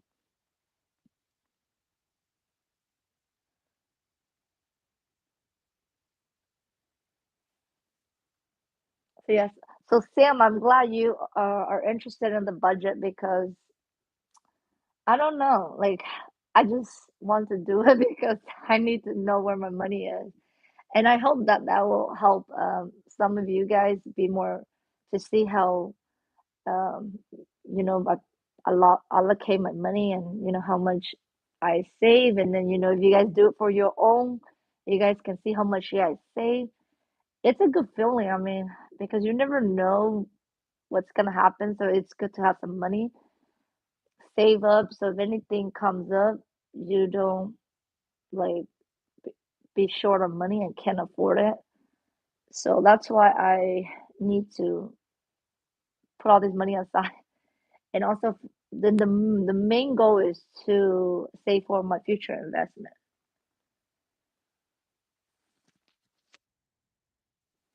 Yeah, Zenden. Yeah, I was born in Thailand, so I really like that part of Southeast Asia. Oh my gosh, my plan of going back to Thailand keep getting pushed back because of the outbreak, or the virus still still around. So I probably don't want to travel outside the country until things a little bit safer. And probably that's not going to happen until 5 to 6 years from now, or even 10 years. I'm not sure because I need the world to be a little bit safer to be travel outside of the U.S.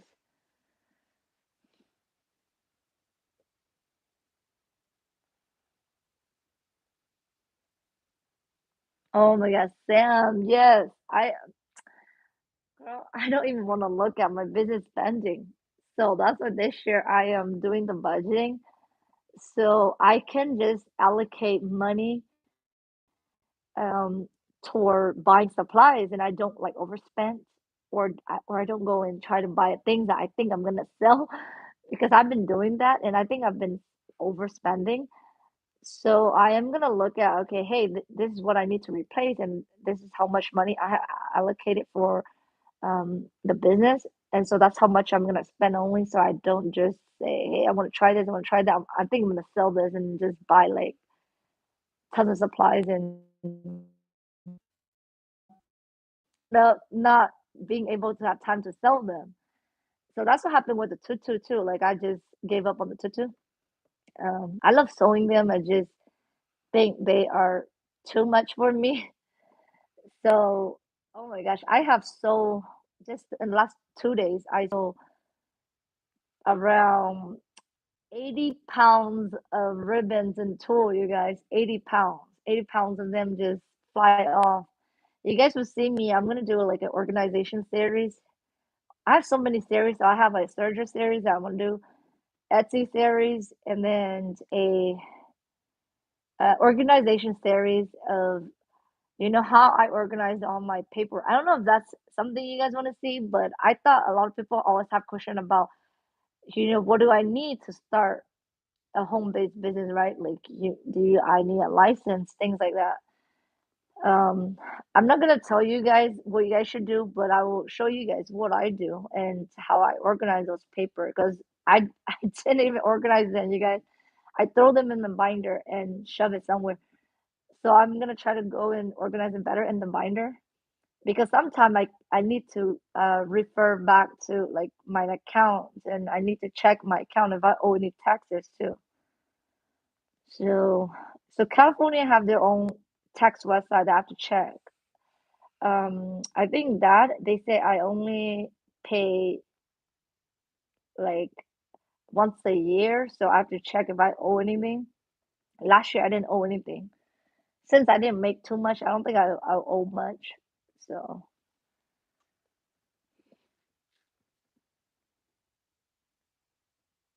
okay, you take care. Thank you for checking in. Oh my God, 10 p.m. Yeah, I'm sure because you're on like the other side of the world, right?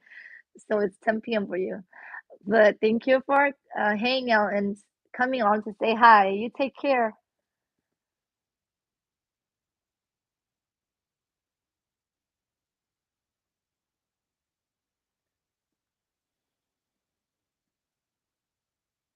Yeah, Sam. Yeah, that's why I'm we're having this discussion. So those of you that are beginner, you guys learn from us, okay? Because um, I don't think my business was much profitable last year. It was like breaking even or even negative. I'm pretty sure it's negative because I bought numerous things that I think it was gonna sell. But that's why we're doing the Etsy niche that I'm gonna teach you guys. That we're gonna look at Etsy if it's a viable niche, okay? If it's actually gonna make money because I'm gonna teach you guys not to do what I did before because I didn't know that until I researched some more about sales summarize and you know I learned that now that I'm not gonna be just, oh, I like that, oh, I like this, oh, I like this. This look cute, like just buy everything and just try to sell them and it doesn't do well, then you end up with tons of inventory. So I don't want us to be doing that this year. So we will be more intentional in looking at products that has a like a high most likely you will get sales on them instead of just, you know, I want to try this, I want to try that. Oh, I like this. Oh, I like that. I like everything. I'm gonna do everything. And obviously, business, you need to be intentional, or you're not gonna make money. And the whole point of business is to make money, right? So yeah, so you have to be intentional with the business, or you kind of end up with like just making a hobby and making everything.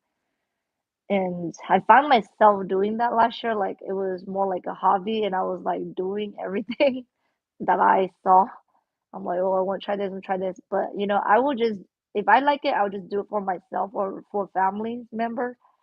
I'm not gonna sell, but to sell, I will have to look at it at the market. I will study the market. So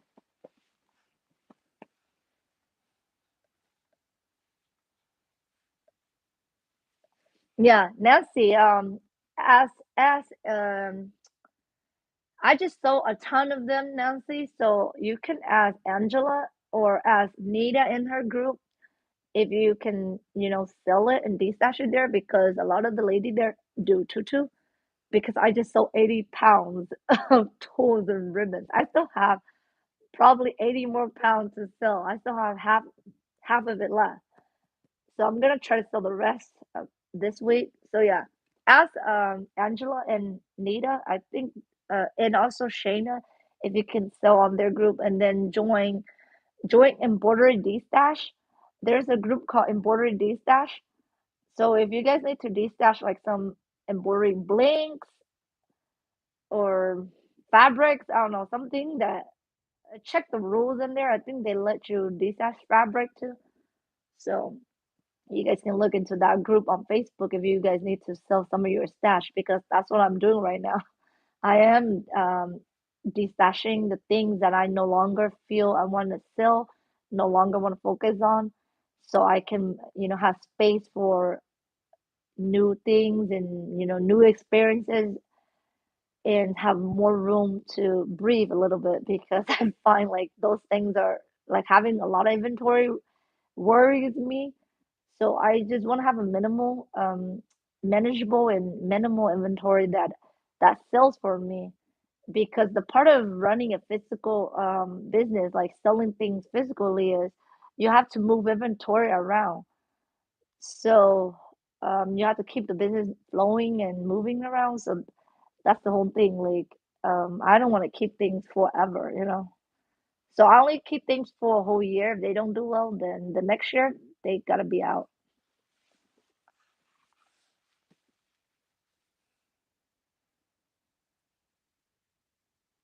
Oh, budget life. That's good. That's good. You have to play with what you if you see if you like it or not, right? Because you're gonna make a living out of it. So if you try it, if you practice it and you did it for friends and family, you don't enjoy it, then I wouldn't I wouldn't focus on those niche. I would try to find a niche that you enjoy and that you love seeing the outcome and that you can make numerous time for a customer because the part of this business is you're gonna do a lot of repetitive things. So you have to really enjoy it because it's gonna be repetitive. I find a lot of joy sewing this, so the side hustle. I am looking into sewing for other small businesses. Um, that I will share you guys how it went. I think the lady hasn't contacted me back. We just left it as last week when I was telling you guys that we contact each other, but I'm gonna be in Long Beach, so I don't know. I probably will contact her if she doesn't contact me this week. I will contact her next week and see if she still need me to sew baby joggers for her. So that's something you guys can do as a side hustle. They they pay you by the pieces, so you have to sew a bunch to make some money. But since they're not that hard, just baby jogger, they're you just use a serger. There's no pocket. There's nothing uh difficult. It was just like a couple sizing and the cuff on the leg. So I will share that if you guys want to make. I will do some video on it, like how you guys can do some side hustle aside from Etsy too. There's a lot of side hustle that you guys can do on social media for people, for other small business. If you guys want to make some extra money beside Etsy, if your Etsy's not doing well, you can do some side hustle. Because my Etsy is not doing like it's doing okay. I'm not saying it's doing like it's not making I think it's not even making minimum wage. That's what I think. But I enjoy doing it. I don't advertise nothing. I just let my SEO do the magic. So I don't focus too much on it anymore. I just let the SEO work for me. And so I try to put my focus on other side hustle. So yeah, we can do a video about that side hustle. Yes, Nancy. Hopefully you guys will love the budget because that's the whole point of the budget, Nancy. And I cannot wait till the end of the year, right? So we can unbox how much we save. I hope you guys join me on those challenges. I'm gonna show you guys all my setup this coming on Monday. So Monday next week, I'm gonna show you guys all the setup because I am like slowly building the setup this week. I know I mean, it's not too late. We're still in January. Even if you guys start next month, you guys are never too late. It's never too late. You guys can start whenever you're ready. But I would say the sooner the better. The sooner the better. Yeah. Alicia, we're just talking about side hustle and business, building business, just things like that. Ooh, budget life. Yes, mask was a thing. I think a lot of people start sewing because of the mask. So if you can sew a mask, you can basically sew almost anything because you already know how to use a machine. So everything else should be easier. Yeah, Nancy, I didn't like masks too. I did not enjoy doing the math. I don't know. I don't feel it was satisfying for me, so I practiced it, but I didn't like it so much. But yeah, so I think baby clothes is the number one thing for me. I love baby clothes. They're super easy, you guys. They're so tiny and cute, and it doesn't take a lot of fabric. So the baby clothes are like I love it the best. And then embroidery. I think those two are the thing I enjoy the most. But math, I don't like that.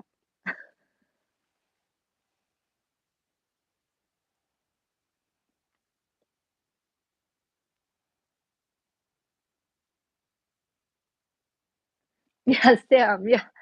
Okay, so Sam made a good point. I was like that, Sam. I'm gonna admit to you guys, this is a lot from me to admit because like we're on social media a lot, so we always seeing so many pretty things, right? So we want to try everything, and then that at the end of the day, it's eating into our business profit. And so this year, I hope you guys resonate with that, that you guys want to be more intentional with me on this journey so we all can, save up our money, whether for a vacation, for a investment in the future. So hopefully, you guys will love that budget video. So, and follow along and do your own budgeting so you guys can save for bigger things, right? In the long run. And stop that shiny syndrome that almost everybody has. And so it's really hard, but I have been doing good with not going to Hobby Lobby and Joanne. Um, Also, I have, even now when I see people do things, I don't feel like the need to try it anymore. If if I know it's gonna cost me money, if I have the equipment or the item, I will try to make it, but I will not try to buy anything new because because of it. So yeah, let me see what time is it. 6:36. Hey Patty, good morning. Morning, Patty.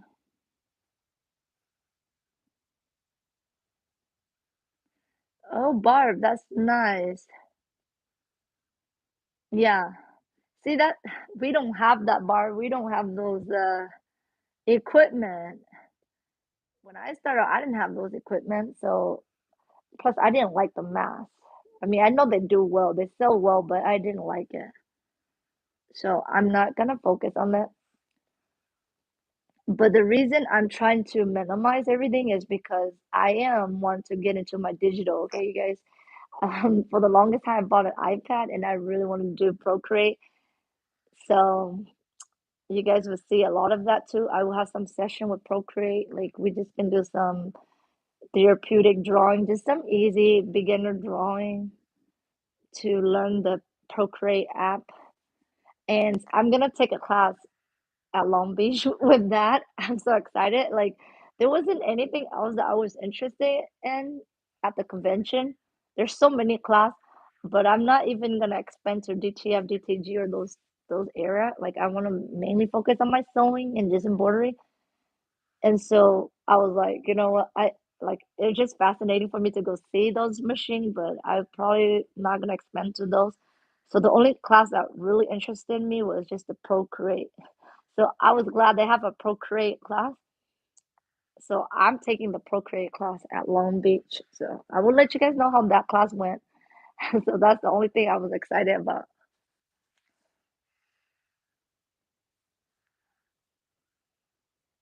That's what I'm working on. I use my gift card or accept something from the company I work with. Right, Alicia, right. I am out of room too. That's why I'm like, there has to be a cap. You guys have to have a cap or your room will be bursting. So, so that's what I'm saying. I am only sticking with embroidering and sewing. Like that's my thing. I can just buy a white toner sheet from you, Alicia, or somebody else, like any of you that have those. If I ever need a shirt with, something that cannot be printed with sublimation, I will order from those of you. I support you guys and just order like a couple sheet that I need instead of me, making space for it, maintaining it. Like the more things you have, the more things you have to maintain, and that's taking a lot of mental space in my head. So I'm trying to be a minimalist crafter so I can enjoy all the little crafts that I have. Yeah.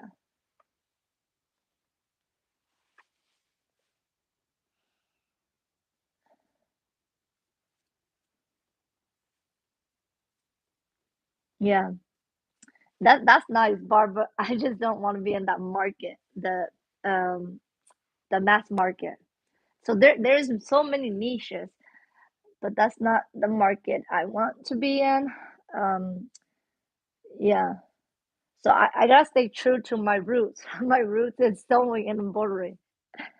So I can't be trying everything else. That's just me. I am learning that about myself, that sewing and embroidery makes me more happy.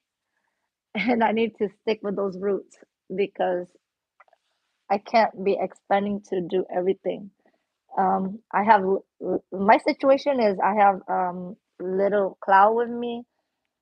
I have kids, and my time is stretched, and so I can't have so many equipment or so many things to work on. So I tone it down to embroidery, sewing, and my Procreate because I love Procreate, you guys. I've been playing around with it a little bit, but not too much. So yeah, those are just the three things. I don't think I could expand to anything else. And the other thing, I just don't enjoy those. I mean, I look at it, I like the idea. I like how you guys um make things with it, but I think I will stick with my roots. No matter how much I want to try those other things, I'll probably just support you guys and buy transfer from you guys. Yeah. That's good, Alicia. Good. I do like to try things, but I will stick to what I like the most. Stick to my true self because that's that's the true passion for me, and I can try a little bit of everything. It's just not going to expand. Yeah, especially for the business. I'm not gonna expand with those.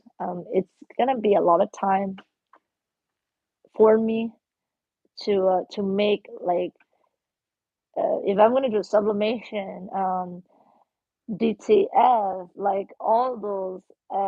That's a lot of learning for me, and you know, I just don't want to have that mental space for all that.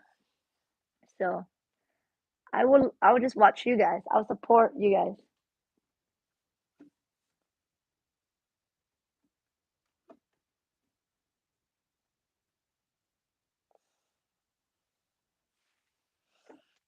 Yeah.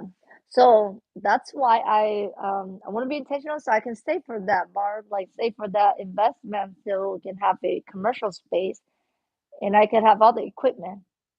I really want to have that to, for people that just want to start out, like just want to test drive things, right? Or make things and they don't want to invest or buy a multimeter or buy sewing machine. I really like that in the future to have a rental, like people rent. So I will like uh you know buy all the machines and make it like a maker space. It's gonna be like a maker space so people can come and rent equipments and so they don't have to buy their own. So yeah, that's that's why I have to be intentional this year, moving forward.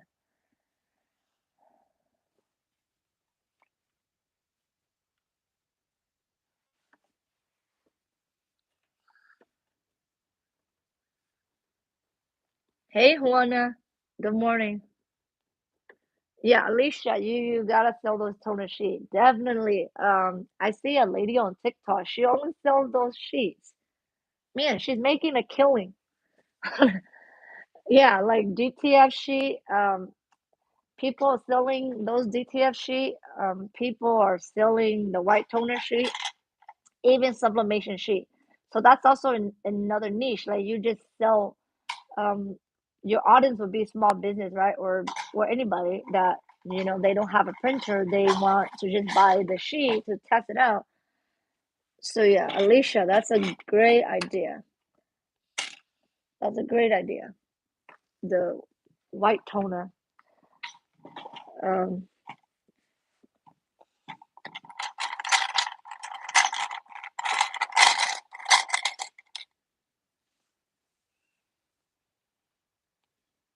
yeah, bar. Yeah, yeah, bar. I know yeah, you've been in business for a long time, but for us, like I'm just starting, so I don't want to like rush. I mean, I probably will build everything up along the way, just like a lot of you guys that have been in business for a long time. But I don't want to rush myself. I feel like I'm rushing myself. If I'm gonna buy all of the nice equipment this year, then I am rushing myself, and I don't want to do that. because this is only year one for this. This is going to year two. So yeah, I have 10 years to build up. So I'm not gonna be like buying all the equipment. And plus, there's no space. So I'm gonna be saving all the money that I can, like starting now, so I can put it toward all of those in the future. But yeah, but in this moment, I just enjoy like teaching you guys on YouTube, teaching you guys on Etsy about Etsy, teaching you guys how to be self-sufficient, so you guys can make money and be proud of yourself. Because that's what the longest time I didn't make any money. You guys just been home, and even last year I started Etsy making some money, but I feel I didn't make anything too. So hopefully we inspire each other, we help each other out, so we all could, become self-sufficient and rely on ourselves. That's the whole thing about building a home-based business or any business.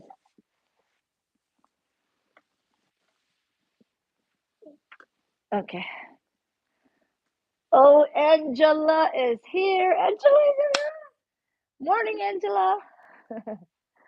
Wow, you cannot do that to me. You can sit here. Here. You touch this, Angela. No, painting the walls.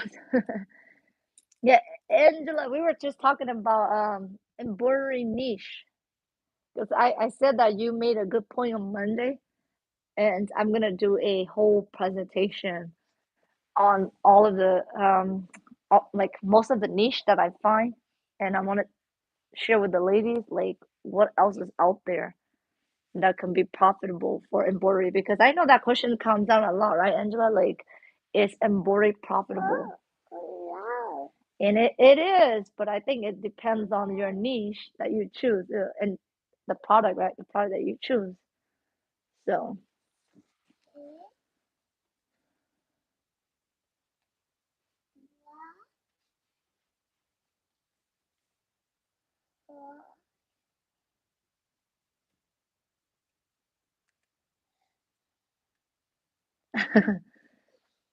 yeah. What did Mary say? Let me see what Mary say. Oh, addiction. Yes, yes. We all have that addiction, but I am on honing that skill of not falling into my addiction. So, because I feel like I am losing a lot of business profits when I do that. And so if I want to be an entrepreneur, I need to be smart with the money.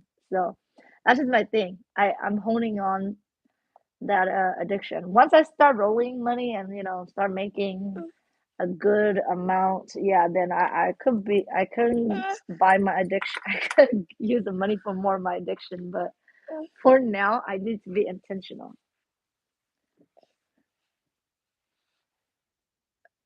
And, what the heck is that number, Angela? I'm like, is that trillion? I don't even know if that trillion or I don't know, man. That's a gazillion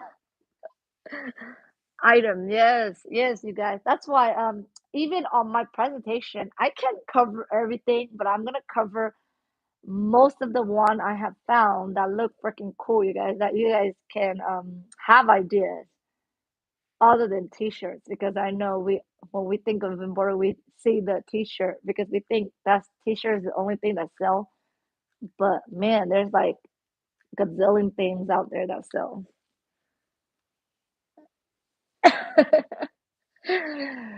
Yeah, AJ. But I'm just gonna call it a gazillion because it's ginormous like Godzilla, right? So it's gonna be like gazillion things to border to sell, you guys.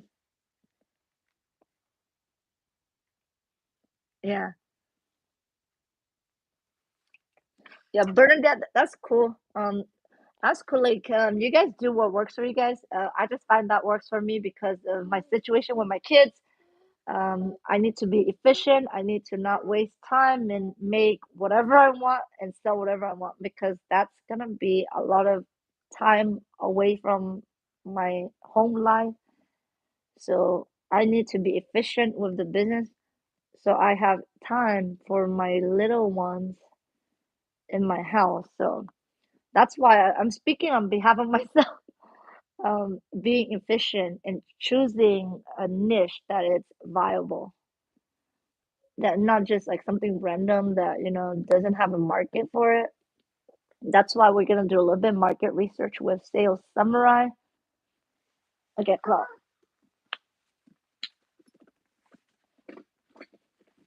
man, ah, wow, sorry, you guys, it fell down. My gosh. Okay, let me see this morning. What time we are at?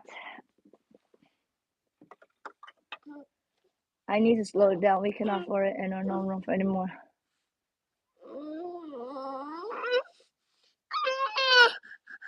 Oh, Janome. Janome. Yeah. Did you just buy that, Mary? If you just bought it, congrats. But yeah. Um, well, I don't know about you guys, but I've been doing some reading and I think it's changing my mind on a lot of things, but I'm speaking mainly for myself. Um, if buying an equipment that you guys love and if that's worth it for you guys, then go for it. But this is mainly like I'm speaking on behalf of my situation myself, like what I would do to p- to invest for my future investment. So,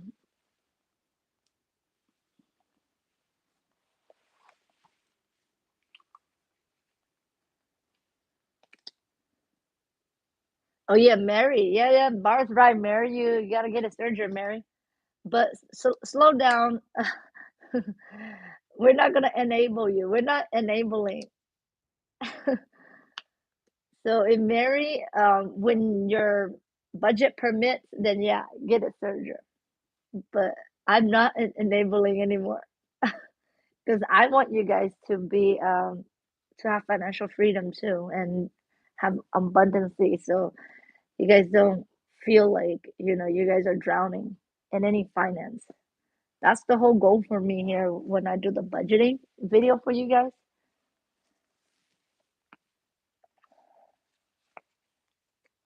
Yeah,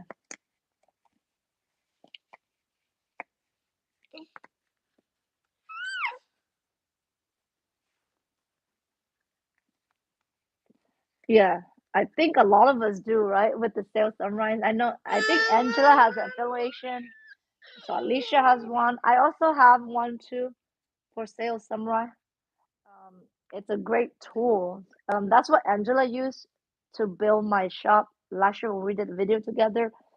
And I haven't played much with it, but I did a little bit of research, and it's a really helpful tool to do like mark marketing research on Etsy. But it's an Etsy tool, so you can only do market research on Etsy.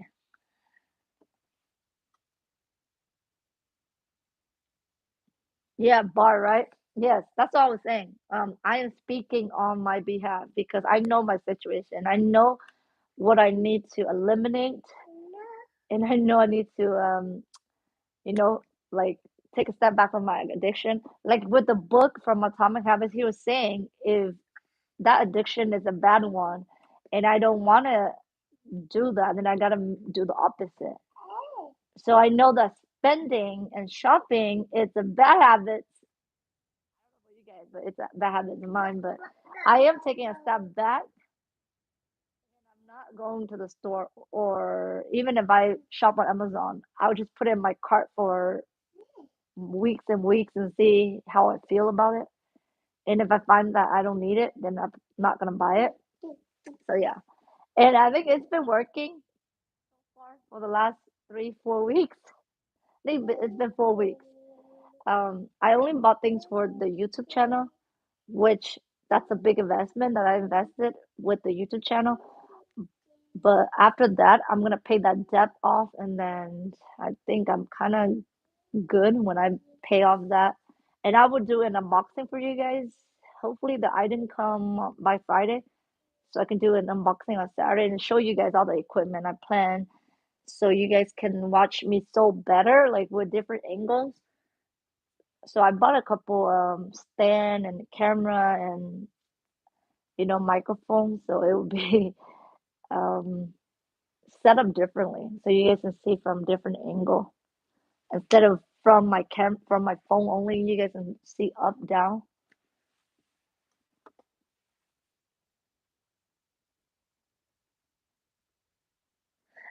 Restoring highly fair. I did not have an LLC. LLC costs in California. It costs a lot for LLC. It's like 800 a year that I have to pay. So I am only a sole proprietor. Eventually, if my business grow bigger and I make more profits, then eventually I will go that route of becoming an LLC. So I'll be protected. Before now, since I feel like it's still small, sole proprietor is okay for my business. Yeah, because I don't want to be paying that $800 a year for the LLC. I think it's $800 for California. So yeah, but I will show you guys what's all the paperwork that I have to file and then how I organize it. I will block off like certain things, but I'll just describe like what paper is it and then how I put together in the binder. If you guys watch At Home with Nikki, oh my God, she shows a lot of business tips and I learned a lot from her. So I'm gonna be using some of her organization tips of how she organized all her paperwork for business, okay, for small business. So you guys can watch her, but I will also do a little bit on here so you guys can see how somebody like me that know nothing, like I know nothing about business, teaching myself along the way and putting things together, organizing it so you guys can look back to it because you guys do need to have your paperwork together.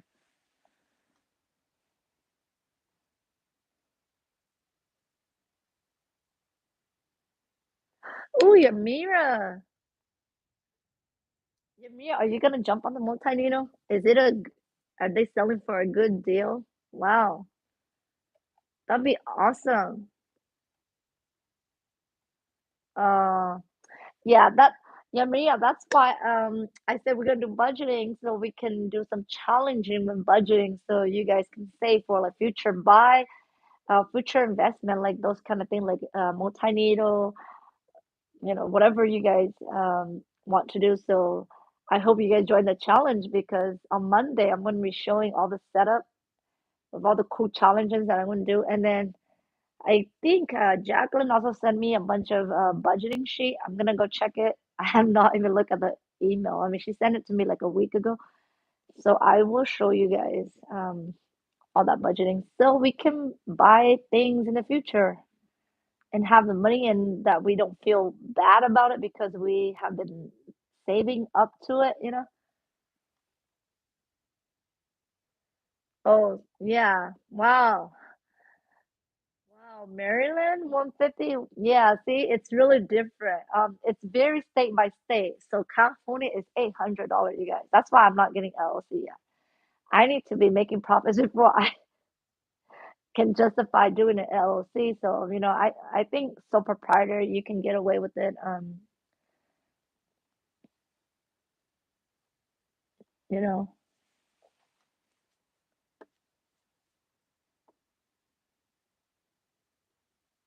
man, you guys are in the state that has the smallest fee for LLC. Yeah, not in California. California is, I don't know.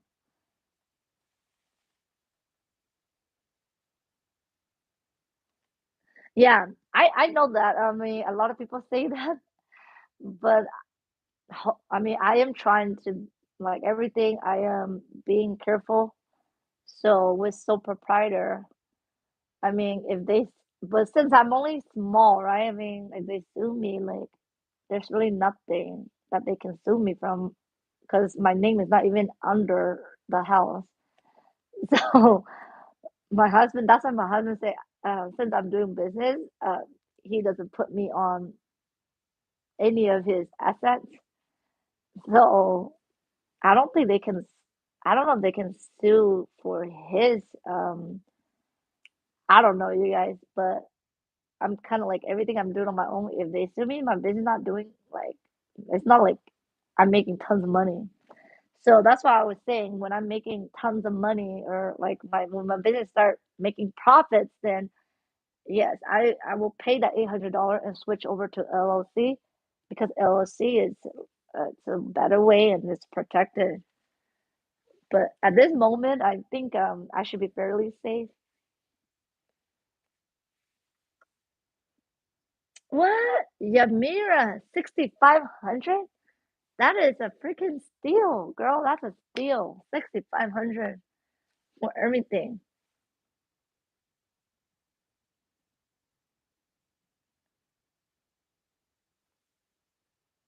Um,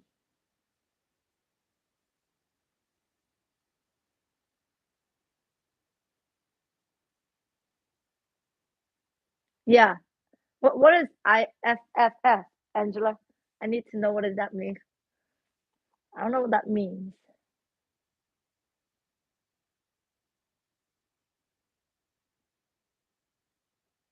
Hey, Yoli Bean. Good morning to you. Thank you for hanging out. Yeah, we're just having a business chat. Okay, Cloud went away, so let me finish this. Cloud went away, so we can continue to chat about that. I need to know what is IFF. I don't know what is that. Yeah, then Angela, you're right. California is pricey because there's the population of California is huge. Like we have a lot of people here, and the state is huge. That's why I think LLC is really expensive. The fee here is way expensive than any other states.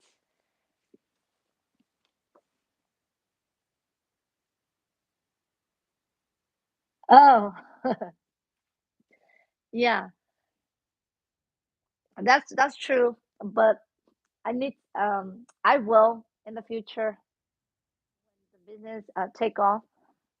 But at this moment, I would just stick with sole proprietor for now. Like I don't want to make that a hindrance for me to not do business because I cannot get LLC.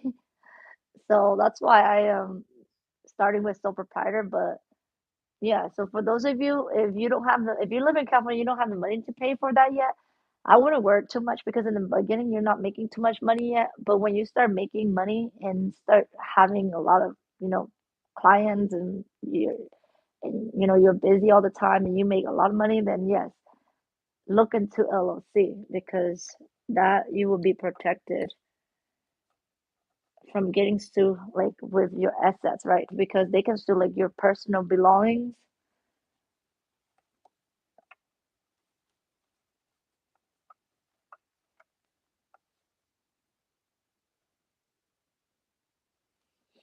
Yeah. Yep. Angela is right. Like I would say don't let it stop you because I didn't want to pay for it because I don't have the fund yet. So you can be a sole proprietor until your business take off. Once your business take off, you're making tons of money, then yes, move into LLC. But I'm gonna wait probably at least three to 4 years before I switch over, and I need to evaluate the business how it's going before I switch over.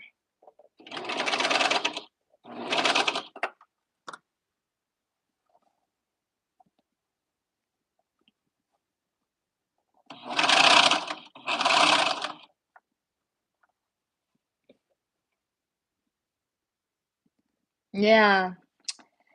Yep, like Angela said, all the manufacturer, all the people here, and there's a lot of people here, so of course they have to make the fee really high in because all the house is also really expensive. So yeah, they have to match all the fee here.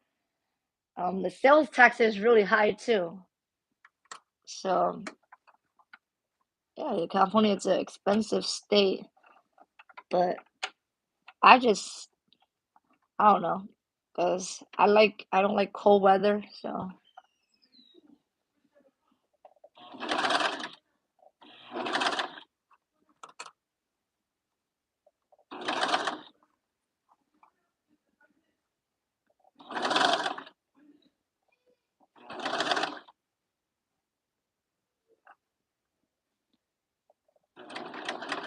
Oh, my kids are waking up to go to school now. And the sun is almost up.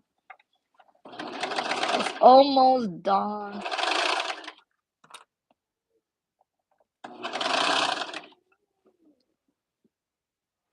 Thank you, Barb. Thank you for saying that. Yeah, you guys, if you guys just came in, if you guys can hit the like button, that'll help my channel out, and I'll appreciate it, you guys. Yeah, Joanne, I was thinking of moving to Arizona, but my husband don't like the desert.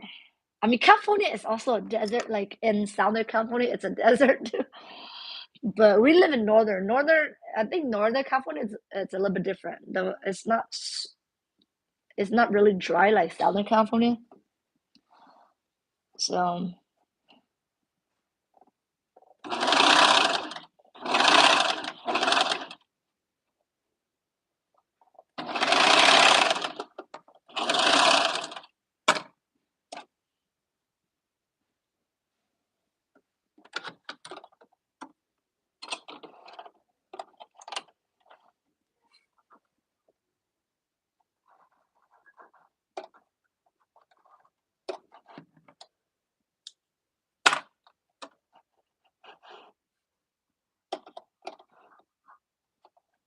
uh, thread breaks. I gotta rethread it.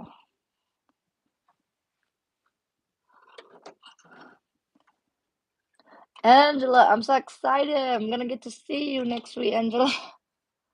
I'm just excited for next week. I mean, there's a lot of n I'm a little bit nervous, but at the same time excited because I've never been to a big expo like that before. So exciting.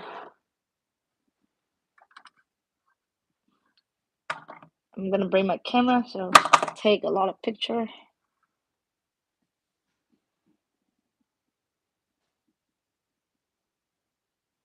And AJ, is it going to be your first time in Cali?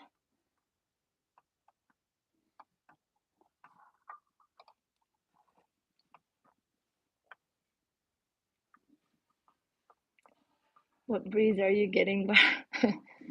Do you see my YouTube studio? I don't have huge space. Yeah, Barb, you guys, if you guys want to see a craft room tour, Barb did a craft room tour, man. Her room's so organized. I mean, she has a lot of equipment, but she organized it like super organized. So if you guys want to see like all these how she display her stuff and how she organized her machine and supplies and books, super organized. So Barb's just starting her channel. If you guys can go and watch her first video of craft room tour, subscribe to Barb because Barb is the expert at sewing too, you guys. She's also another expert. She sews and she's multi-talented.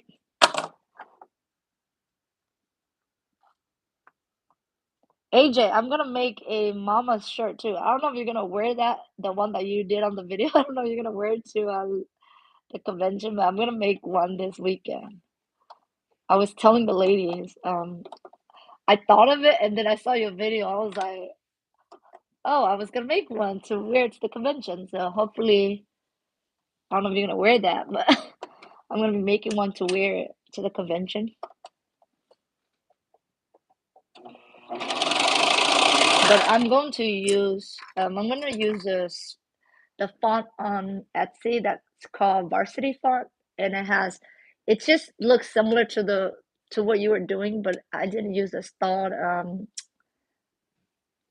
I didn't use this. I'm gonna use fabric, but I'm using the Varsity Font.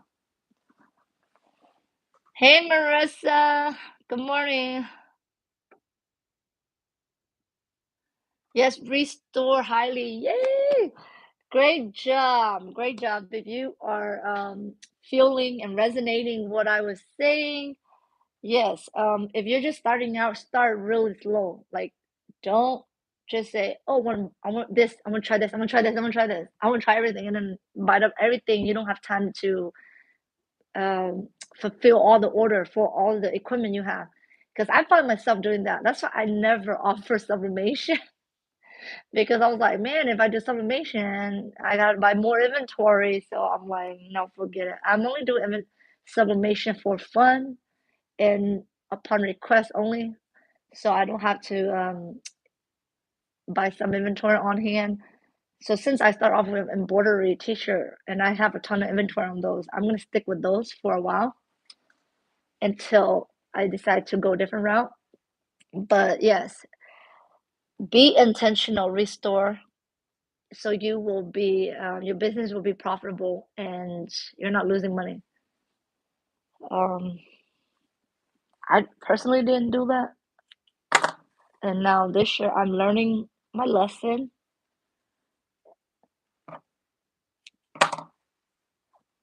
So yeah, because I'm like, wow, I just work a whole year for free, you guys. I mean, I know it's the first year of business, so you're definitely gonna be working a year for free because you are probably gonna break even the first year, so it's basically like working for free. So yeah, but I think it'll get better. It'll get better. It's gonna get better because the longer you're in the game, you're gonna be more knowledgeable. You're gonna gain tons of experience, and you're gonna learn how to make your business better. So I think it was all worth it, but it was a little bit sad at the same time because my husband kept making fun of me. Like he was like, "You work for free." Like literally, you didn't make anything. I was like, I know that, but it's okay. I mean, I get to do what I enjoy. Like, not everybody get to do that. Like, they have to go to a job. They make money, but they don't do things that they enjoy. Like, they just go because they need the money, you know? So I still tell my husband, oh, well, like, I work for free, but I'm doing something I want to do. So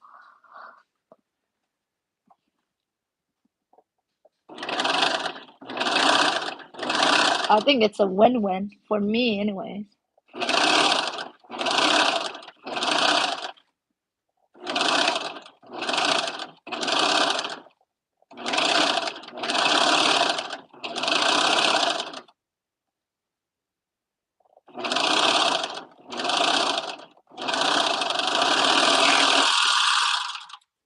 Okay, finish sewing these. I'm gonna serge the top.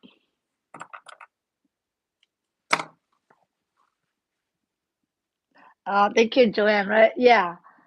I mean, when my husband make fun of me, I did feel bad, but I was like, guess what? I don't care. Like, I am working at a job that, I enjoy, and I'm my own boss, like, not many people get to do that. They have to go work under somebody and they have to wake up and drive to work.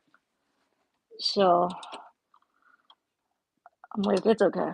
It's gonna pay off in the long run because business is not a fast get rich. It's gonna be a journey.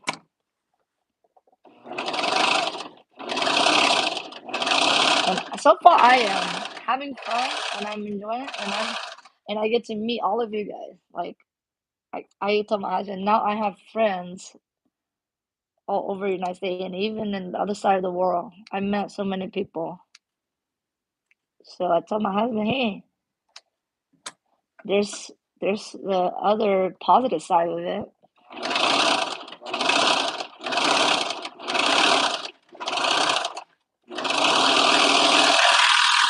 And plus, Angela, I always mention you to my husband because when he makes fun of me like that, I'm like, well, Angela start with a single needle. Look, she didn't give up. She kept going. No, she's the one that's paying for the house. I'll tell my husband, like, you just watch. I'm gonna pay for the next house. He's gonna watch. I'm gonna pay because this is the house he's paying for. So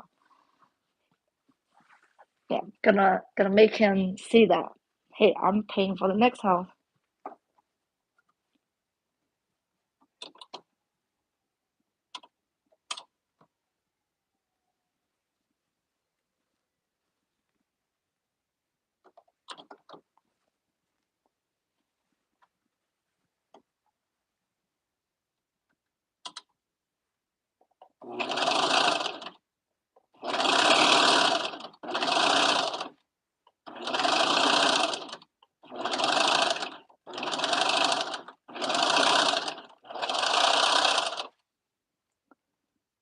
Raising my hand, have to go. Oh, Mary, okay.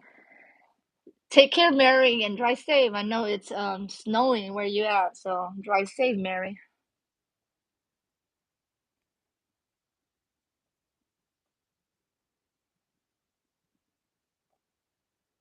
Wow, CC, yes. I know a lot of you guys live in down there, California. You guys probably want to come to the convention, but yeah, I was like, you know what? That's okay. I think the virus is always gonna be there, so I'm not gonna let that deter me. I will just take precaution when we go. So I'm not gonna let that stop me from. I mean, it's not like I go out too much. I don't even do a lot of activity. So this is like the only time I get to travel. It's my first travel for a while. Even before COVID, I mean, I rarely travel anywhere too. So it'll be a good trip.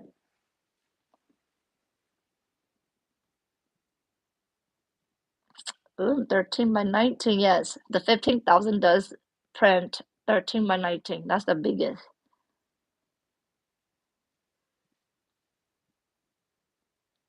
Good morning, Sonia.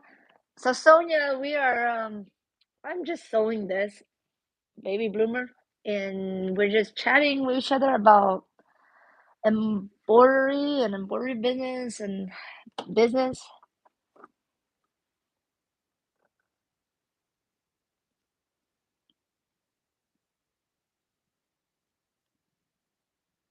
Yeah, Bernadette, thank you for saying that. Yes, I believe so. So that's why I said like sticking in the game long because if you give up after this, if I stop right now, then yeah, all my effort and all the time that I put into building for the last year will be like a waste of my time. But you know, that's the point because you gotta be in the long run.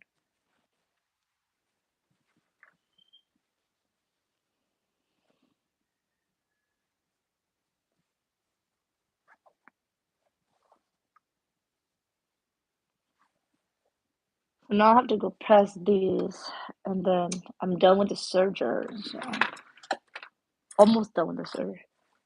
I gotta go press this. And then I had to press this.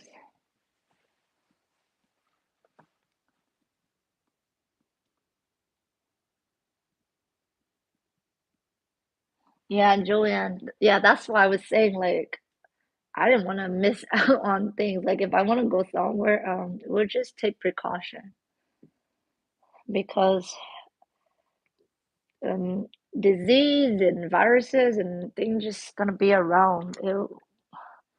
I know that this virus is more deadly and it's really contagious, but you know,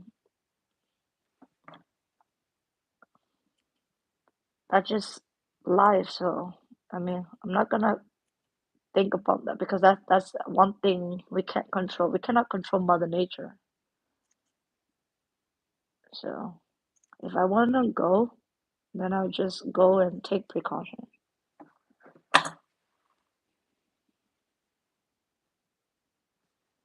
Hey, I don't know if you guys follow Melanie Ham. It was a sad news, you guys. She's a YouTuber. She has almost 800,000 subscriber, you guys.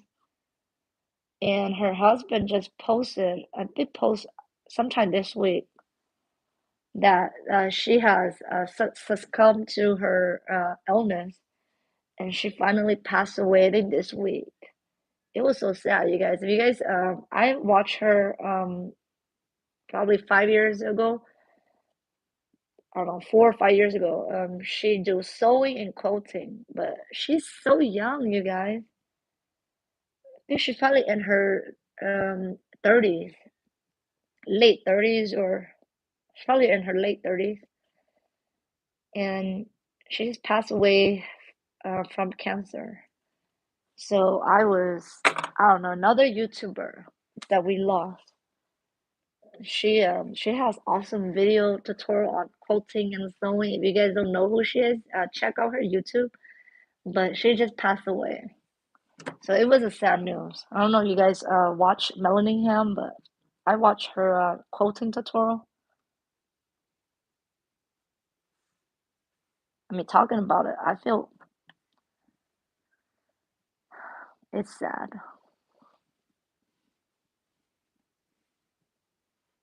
Yeah, Paula, right? Um, I used to watch a lot of her quilting.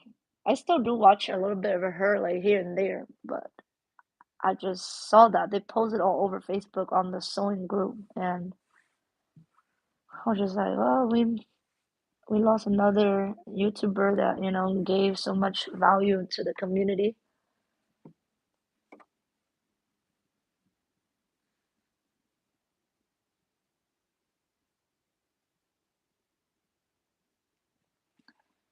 Yeah.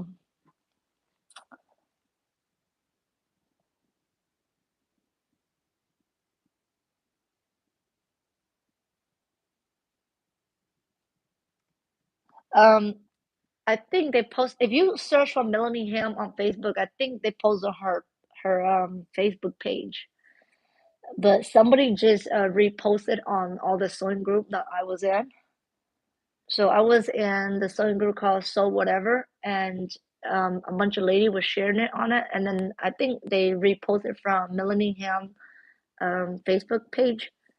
So if you search Melanie Ham Facebook page, her husband made that post, so you guys can see what he said on it. But it was so sad and heartbreaking, you guys. Like everything he says on it, like he's told us to hold dear to our significant, because our time on earth is short, you guys. We're only here for a short time because we never know tomorrow, right? So we gotta be nice, you guys. Gotta be nice, patient, and love our spouse or our significant, because we don't know. Because Melanie is still so young. Like, she's only in her late 30s. So I couldn't imagine what her husband's gonna go through.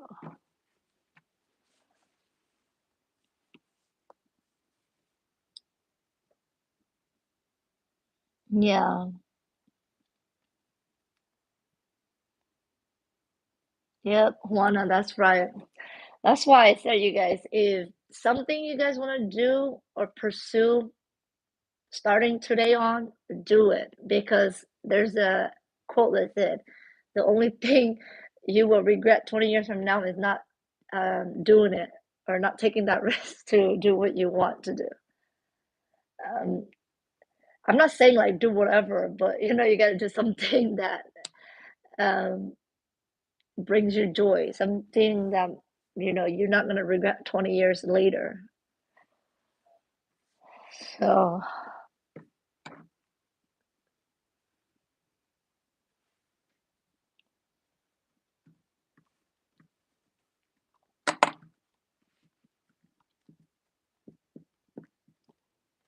yeah, that's something all of us can't um, control. So, if we go back to the teaching of Stoicism that I was reading about, they were talking about um, that one term that one of the principle of Stoicism talks about control. Okay, so one of the things that we cannot control is our body. And then some people was like, why can't we control our own body? We can't have control of our own body because we don't own it. Like it's our body, but like we can't tell it to be healthy. If we're gonna get sick, it's gonna get sick. If we had cancer, then we can only treat it, but it's the cancer is always gonna be there. So the body, we don't even own our own body, you guys. So that's one thing we can't control, but we can control our choices. So choices is what we can control. So yeah. So remember that. I mean, even if you can try to be as healthy as possible, you can't control what's gonna happen to your body. So healthy people can still get sick, can still, have accident prone to everything because we're human and that's the cycle of life. So yeah. Anyways, I don't want to talk about those kind of thing. It's emotional, you guys. Um, it's like a big, heavy topic. I know when you guys are not here, I like to talk about a little bit philosophy, a little bit about running business, life in general, and I hope that these topics are okay with you guys.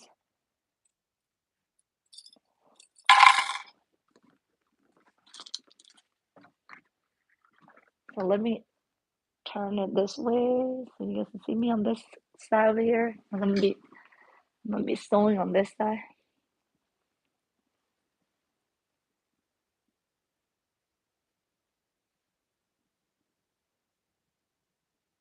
Yeah, yeah, you're mirror.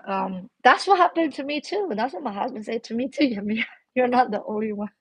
You're not alone. Um, I feel like us women, like we're really ambitious, and so we want things like right now, right now.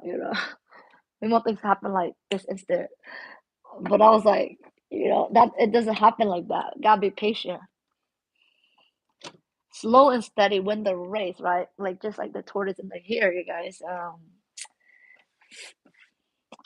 We all know that story of the tortoise and the hare, and they'll say slow and steady win the race. So we gotta be slow and steady and then enjoy the journey.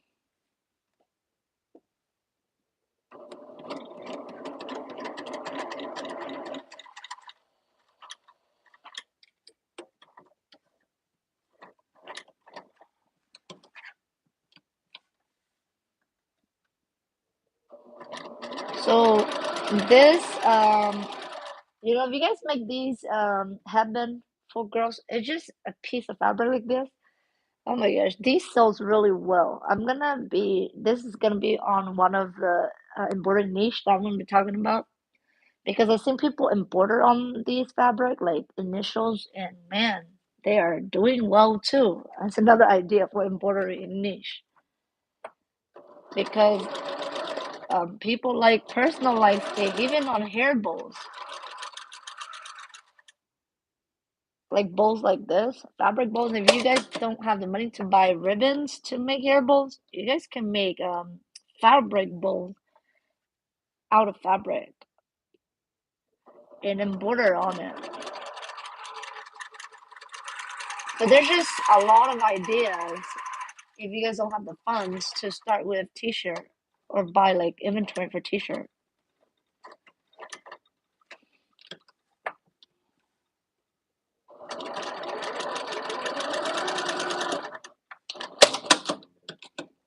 So this is a simple fabric bowl.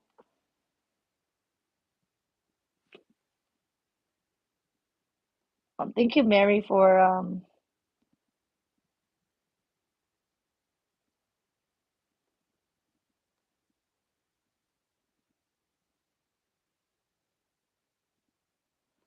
doing that, Mary.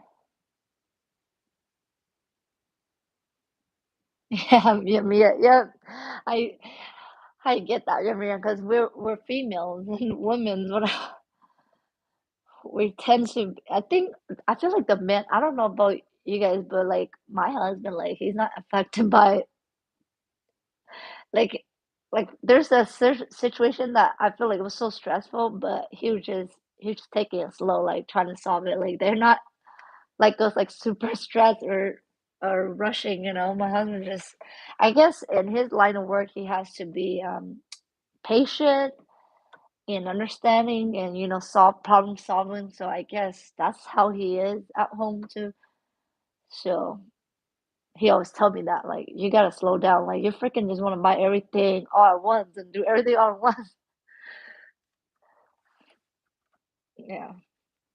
So yeah, me, I get it. So yeah, patience, patience.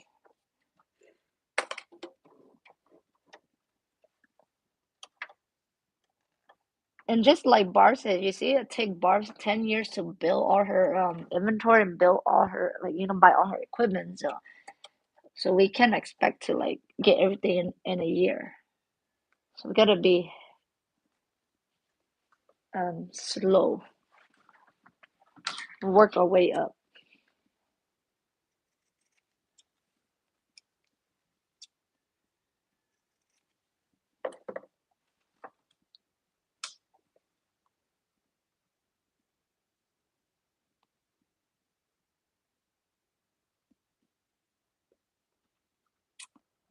Anyways, you guys, it's already breaking dawn now, so uh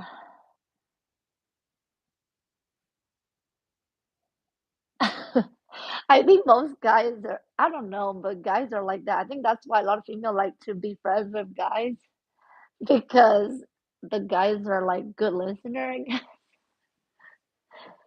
'Cause my husband mostly just listen, but when he give his opinion, I don't like it. That's why he don't really give his opinion.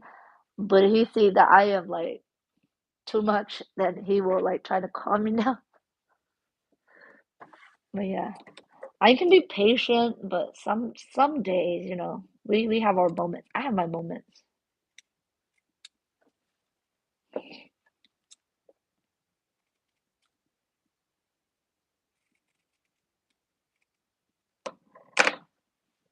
Good morning, Corey. Thank you for hanging out with us. Yeah, so Yoli Bing.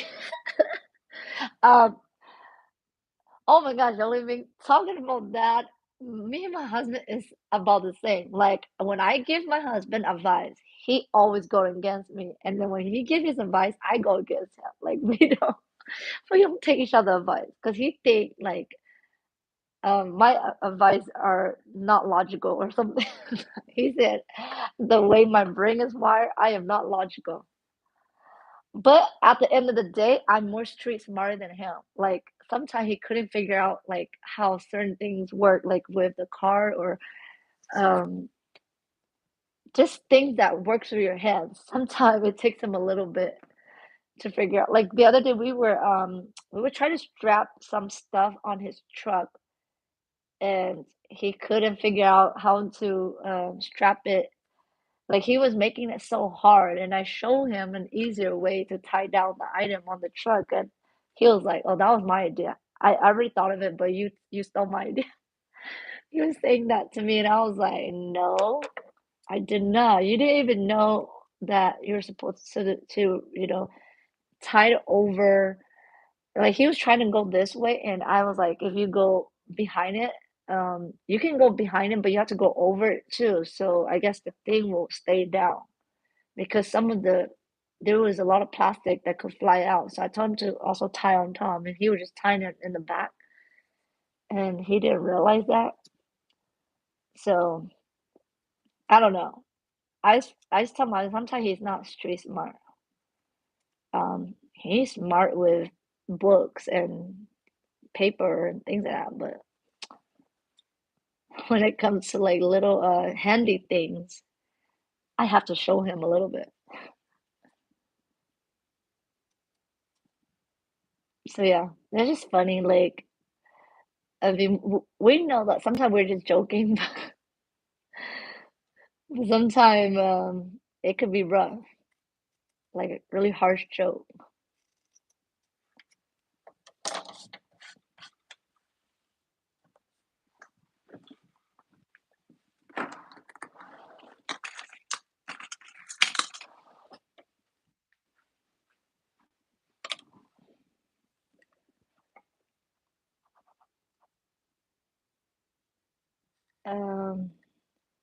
Yeah, yeah, Mira.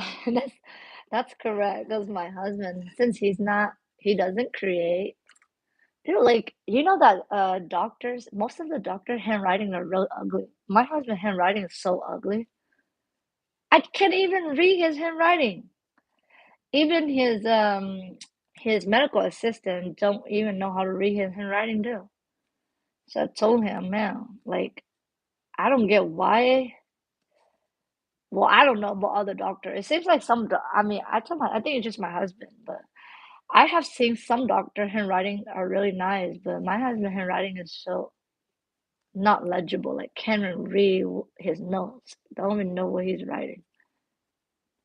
So I think he was saying, yeah, because you don't want people to read the notes you write for your patient. So, man, Cloud broke this. I can't. Oh my gosh. Let me try it again. He broke this.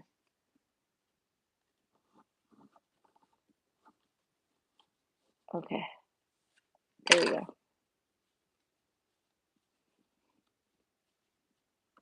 Okay, got it. It's inside out.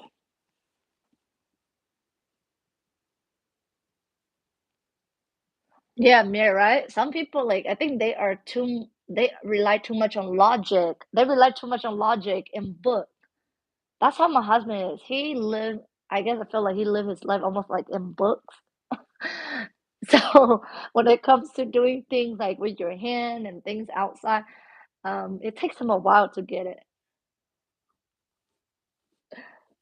So I was saying, I think that's the part of studying too much and reading books all the time.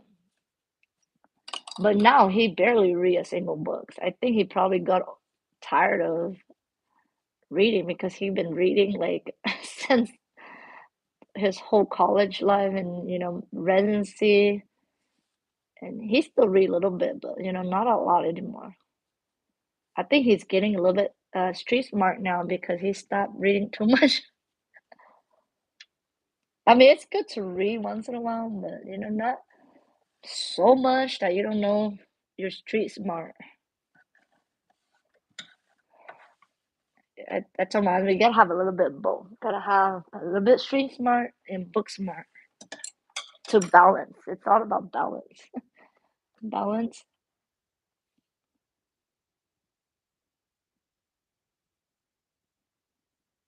Yeah, yeah, me.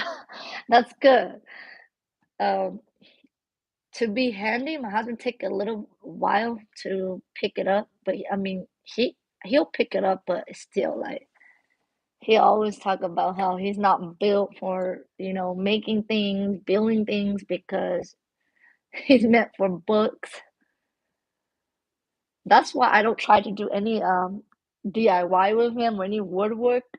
In the past, I was gonna have him build things for me, but man, he does not like the idea. He don't like the idea. He was like, "Why don't we just buy it for you?"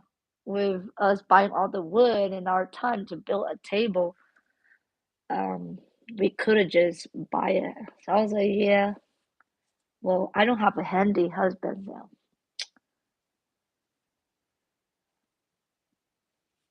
I mean, you guys have see he put up my show. He know how to put up stuff, but building things from scratch, like woodworking, no, that's not his passion. So I'm not gonna try to do any DIY furniture. Yeah, we're not gonna go there. If we do DIY, it's just gonna be IKEA stuff, like IKEA things that we buy and then put it together. But it's not gonna be from scratch, like buy wood and build from scratch. Yeah, right, Yamir. So my sister and me, like, I told my sister to just buy a cheap headboard from Ross, and online is about $250. And guess what? My sister spent $250 just to do a DIY. And I told her, "Oh my gosh, you spent 250 the same amount that you could have buy one online. Like it doesn't make sense. Like you had to weigh the cost. If it costs about the same to DIY, then you might as well just buy it Because if you do DIY, you don't even have the skill. You don't have all the equipment, and you're gonna buy all the equipment, and you start to watch tons of video on YouTube to build it to make it nice. And if you messed up, that's more materials that you have to rebuy. So you think about it, the cost of buying a one that's already made is makes more sense than trying to DIY. So from now on, like when I try to DIY something, I have to look at the cost and if I can replicate it. If I cannot replicate it, or if I think it's not gonna turn out great, I'm not gonna DIY. I'm just gonna buy it.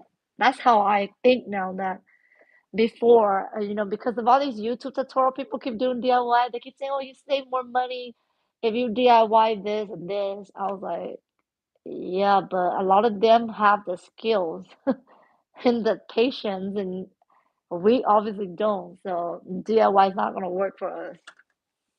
So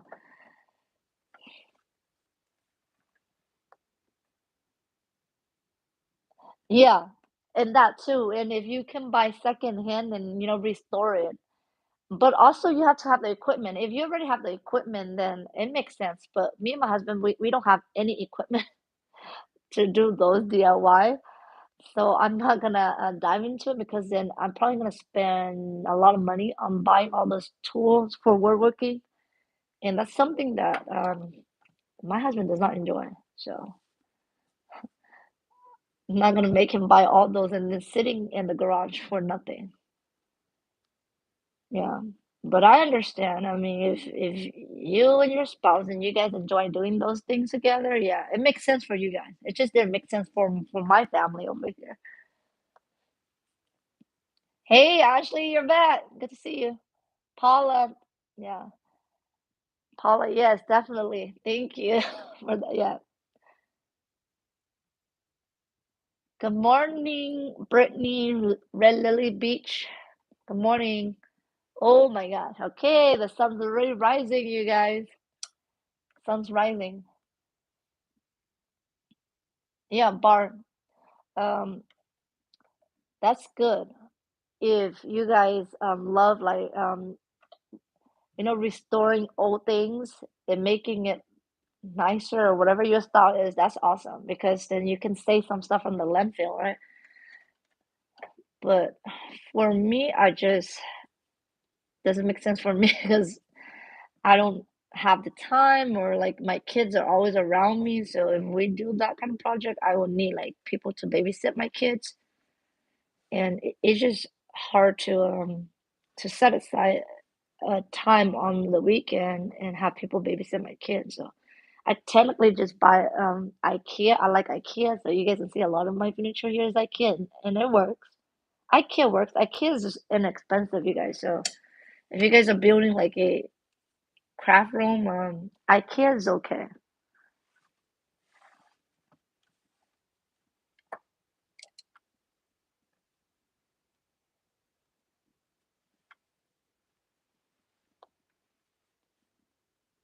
Oh, Evelyn, that's so funny. I'm glad you're still listening to me while you drive your granddaughter to school. Thank you for tuning in.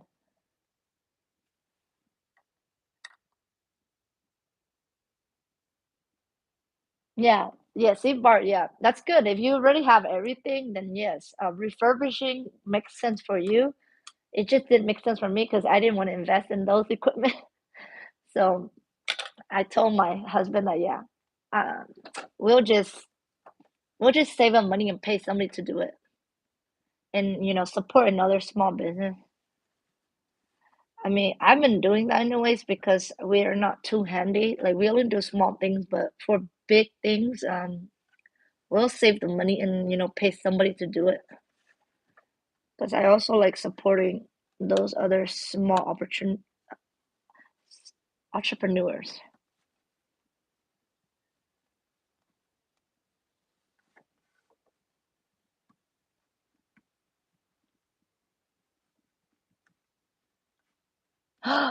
Oh, January 15th, Liz. Yo, Liz, that's dope. You guys, congratulate to Liz. My sis Liz just hit 5K YouTube. So she promised us a 12-hour live. I cannot wait for that. I mean, I probably this time, Liz, I'm not gonna be with you all 12 hours because I'm on a routine. So I might be on the early shift and then, come back the later shift. But yeah.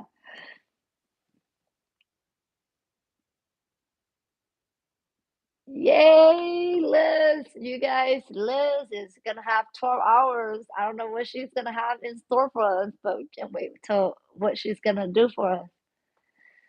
But yeah, that is so cool.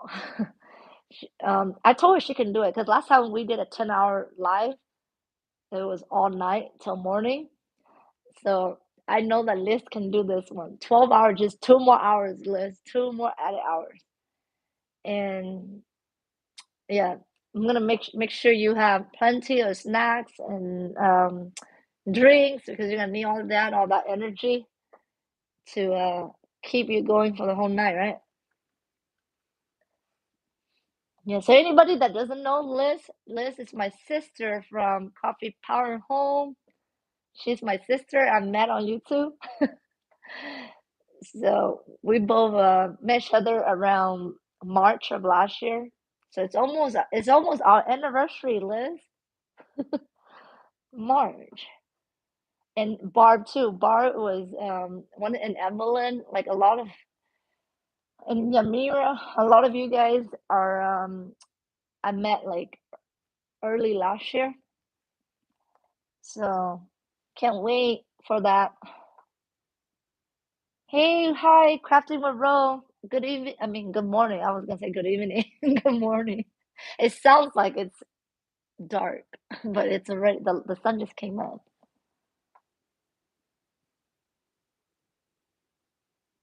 Yeah, Marissa, that's how I am too. I am if I need a job done, we always look around locally here to have some job done on the house. So yeah, we love supporting the small business.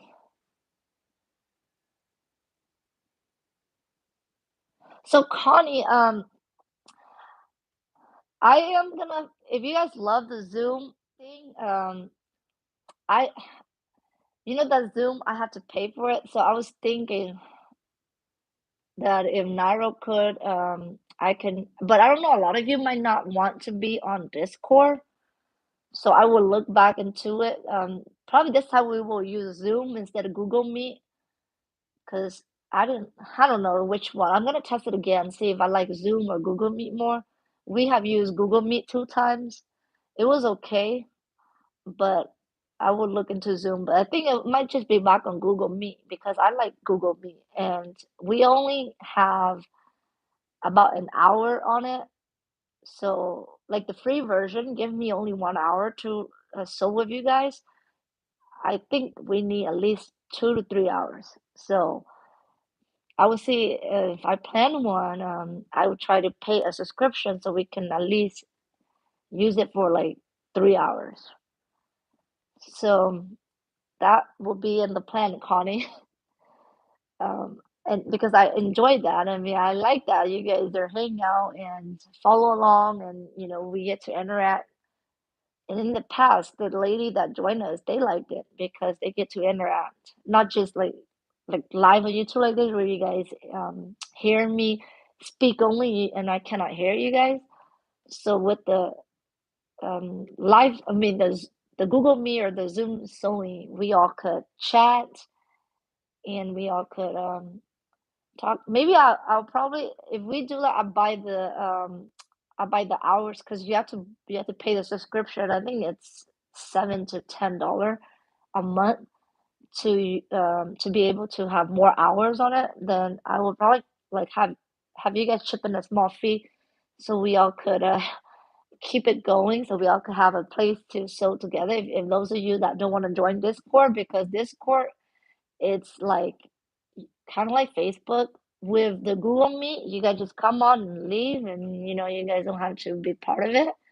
But Discord, it's a community of itself. So if you guys don't, if you guys feel like you guys are not like big on social media, and you guys cannot follow through with Discord, then yeah, Google Meet will be a better option for us to just hang out for that one particular time and do what we need to do and make us feel like we have company sewing with us.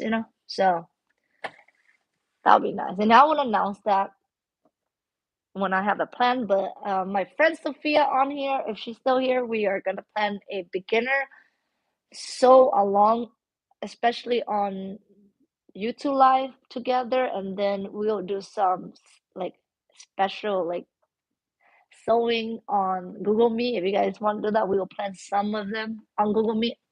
I don't know how much my friend Sophia could help me, but if she's busy, then I will be the one running it, and then probably ask my sis Liz or Nara, one of them, to help me manage the Google Meet. So we'll see, because those things takes a little bit of prep time because I have to prep things, and um, I have to find somebody to help me regulate it. Yeah, but I'll look into it, Connie. Yeah, Connie, I won't. It's just about $7 to $10. I know it's just less than $10, so I'll probably just if everybody come in just probably like a dollar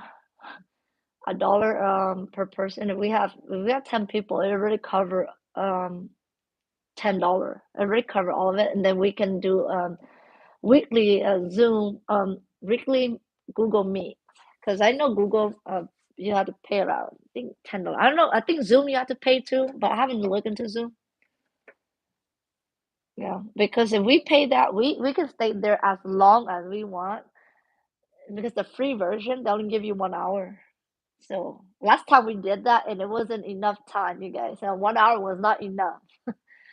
So I think I would say about 3 hours would be a good time.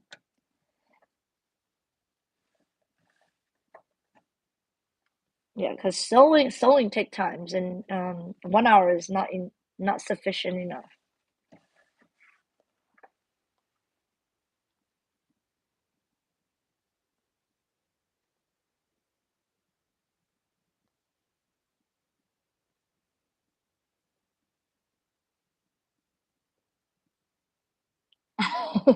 Bar, Bar, you sleep early, Bar.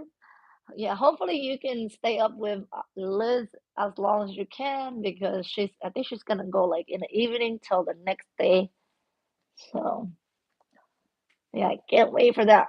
I'm gonna go check it out in a little bit and see and put it on my calendar for that day for Liz. Liz, you have to do it, okay? Since you set it up. You set it up, you must do it. We're waiting.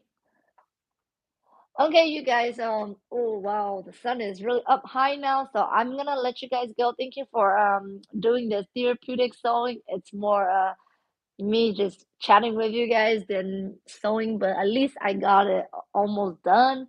So I will finish the rest on my own, and I will see you guys in the next live.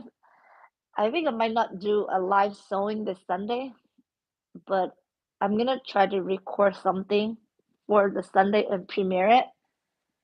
Because I was gonna do like every other Sunday for live sewing, but I think I should just keep it consistent schedule and do it every Sunday. And if I can't be live, I will do premiere for you guys.